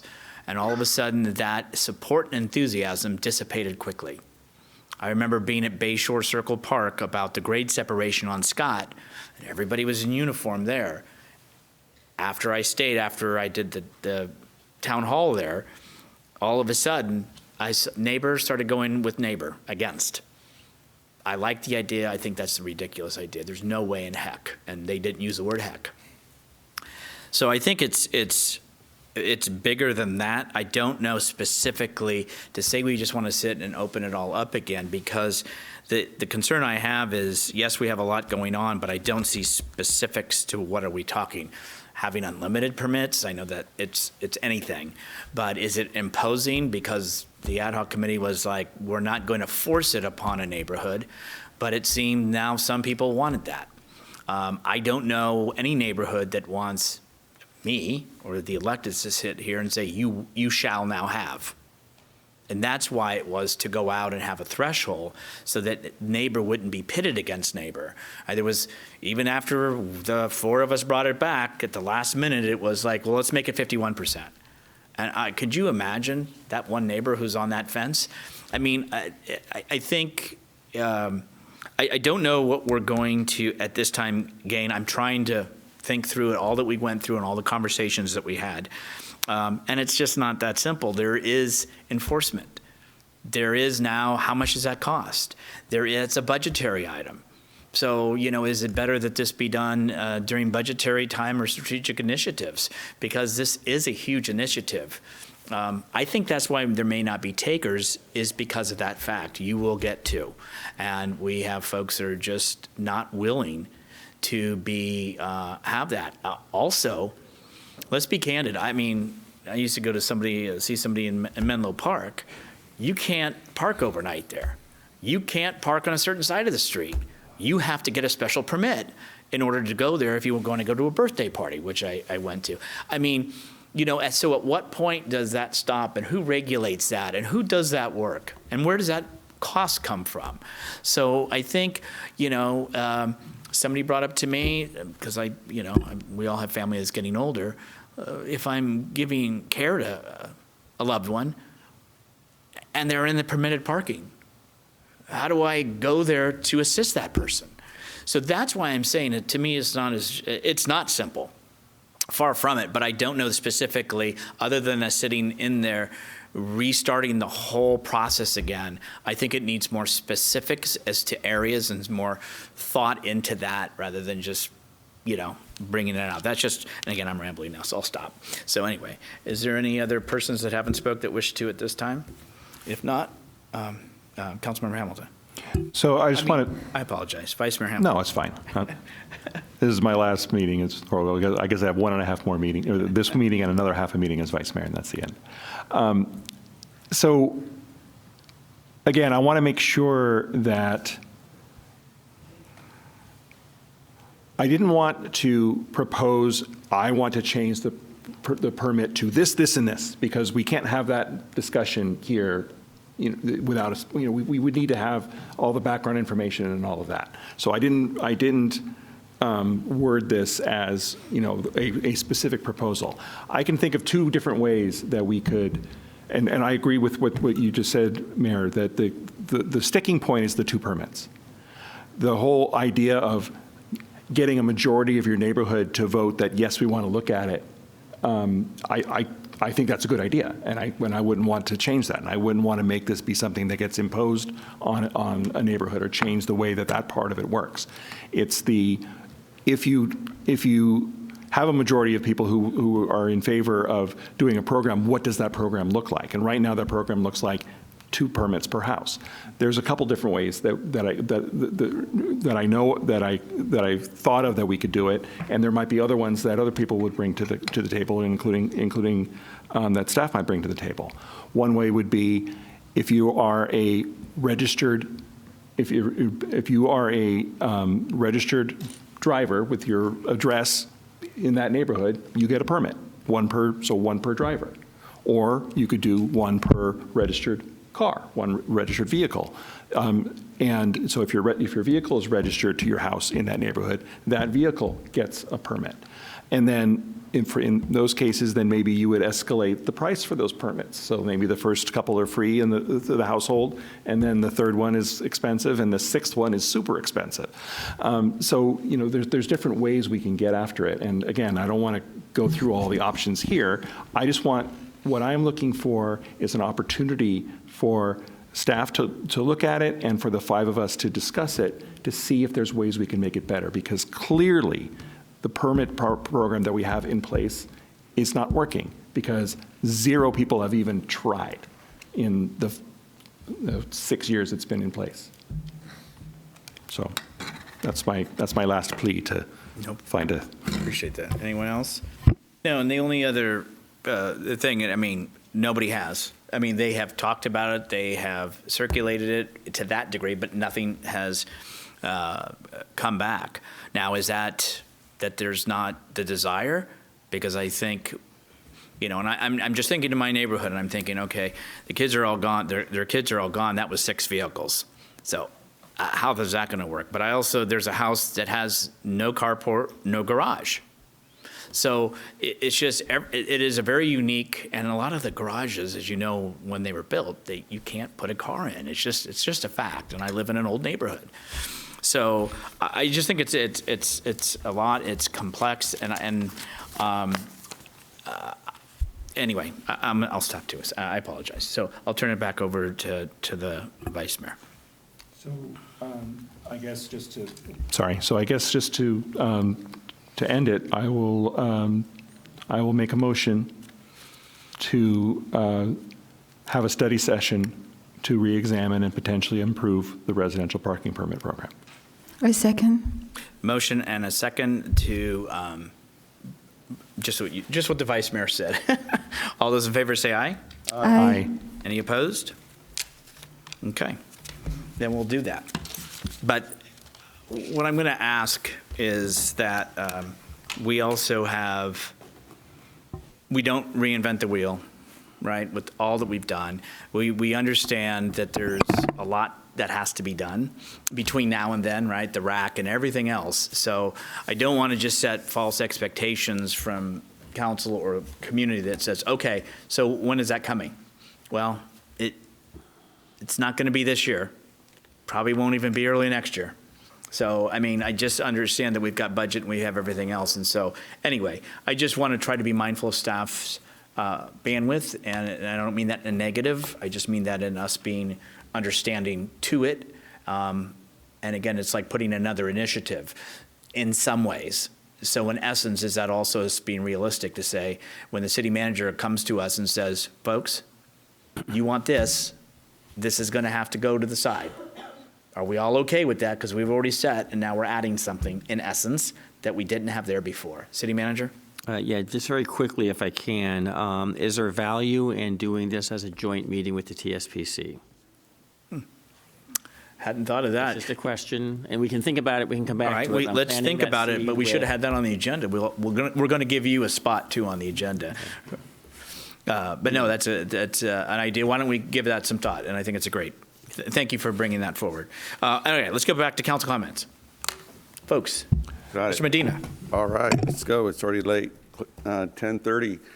Two things I wanted to let everybody know, if you haven't yet heard about the San Bruno Education Foundation's Casino Night this Saturday.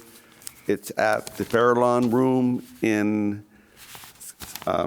Skyline College. If you haven't been to that location, it is really amazing. But anyhow, it's to benefit the students of San Bruno. So Saturday, November 18th, you could look up sbef.kids. The only other thing I want to bring up is I've noticed more and more people are posting like complaints or service requests on Nextdoor or Facebook, and we have an amazing app. It's called San Bruno Responds, and there is where you could put and report many, many different things, and I'm going to ask staff if they can kind of get that word out there again, because it seems people are forgetting, and I could tell you that I probably have posted many, many of those service requests, and they get resolved. And the garbage or the debris that's just thrown on the side of the road, or the refrigerator that's left on the side of the sidewalk, you put it in, within 2 days, typically it's gone. I wish people wouldn't do it, but it's just one thing that app really helps with, as well as potholes. I mean, I reported something that took a week for it to get fixed, but that pothole is now fixed. So I wanted to remind everybody about that, and thank you, staff. Vice Mayor. I wasn't going to speak, but since you brought that up with San Bruno Responds, if you're not familiar with San Bruno Responds and you want it, stay after the meeting.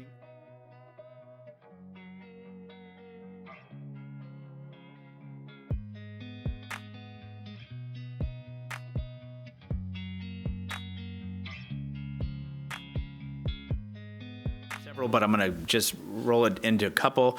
There was for those that may have been watching all the YouTube development, 1400 and 1450 are now officially occupied and opening. Prior to the we'll call it their celebratory opening of that, I had an opportunity to meet with the CEO privately, and so we had a one-on-one about, as you know, it's his name is Neil, before it was Susan, but anyway, we had that opportunity, and so they talked about the commitment and the continued, and even in these slow times, the continuation of going forward and continuing that relationship with the city of San Bruno. The other thing is that I had sent a congratulations letter to the BART police chief, and so today reached out and we had a virtual meeting and with a couple of the government affairs persons, and again, the new chief who's been with BART for 27 years, did certainly bring that opportunity to know what our community is going through as far as cleanliness, as far as fare evasion, as far as resources and time, and what that does to us. And anyway, there's more information I give my colleagues if they wish. The last thing that I'll just say is that I had made a commitment, city manager and I had gone to the San Mateo Union High School District, and we went there together with the elementary, junior high, high school, with the various communities, and that was to try to get us all together, mayors, managers, some school board members, and so that we all kind of are working on the same page as the same team, because obviously from K all the way through 12 matters, and to be involved. I had made a challenge to the elected colleagues of mine at this level to visit all of the schools within their community by the end of the year. I actually had said something like, and if you don't, shame on you. So I didn't want to be proven wrong. So I did go and attend on November 1st at St. Robert's, on November 8th, Church of the Highlands, and spoke to the principal and wishes to be more involved in the community, wants to be a part of the Posey Parade. So that was interesting, and to see more engagement. Went to Portola and had a great conversation with the school counselor to really realize what is going on post-COVID and what our young people, and we are young people, and some of the things that I was informed is like, wow, we still have a lot of work to do, and acknowledging mental health and other elements at all ages, mine all the way down, and that the importance of being able to talk and do that. So in essence, I have fulfilled my commitment and have visited all private and public schools in the city of San Bruno, from the high school to the elementary. So I have done that, learned a great deal, talking to all the principals, walking the campus, and speaking to some of the youth. So with that, I'm going to conclude because it's 10:30, and we're going to adjourn to the next regular city council meeting, which will be held. Are we holding the 28th? Go ahead, City Manager. You have a special meeting on the 28th, but your next regular meeting is December 12th. Thank you. So special council meeting on the 28th, next regular council meeting on the 12th. Oh, Councilmember Medina was reminding me that Cappuccino High football team played, unfortunately, with 17-20, but they had a great season. They were in the CCS playoffs. Great season, very proud of them. And to everybody, staff, team, colleagues, viewers, audience, we won't see each other till next month in a regular meeting. So with all of that, my best wishes to all of you, your families, for a safe, blessed Thanksgiving. And we will see you next month. Meeting adjourned.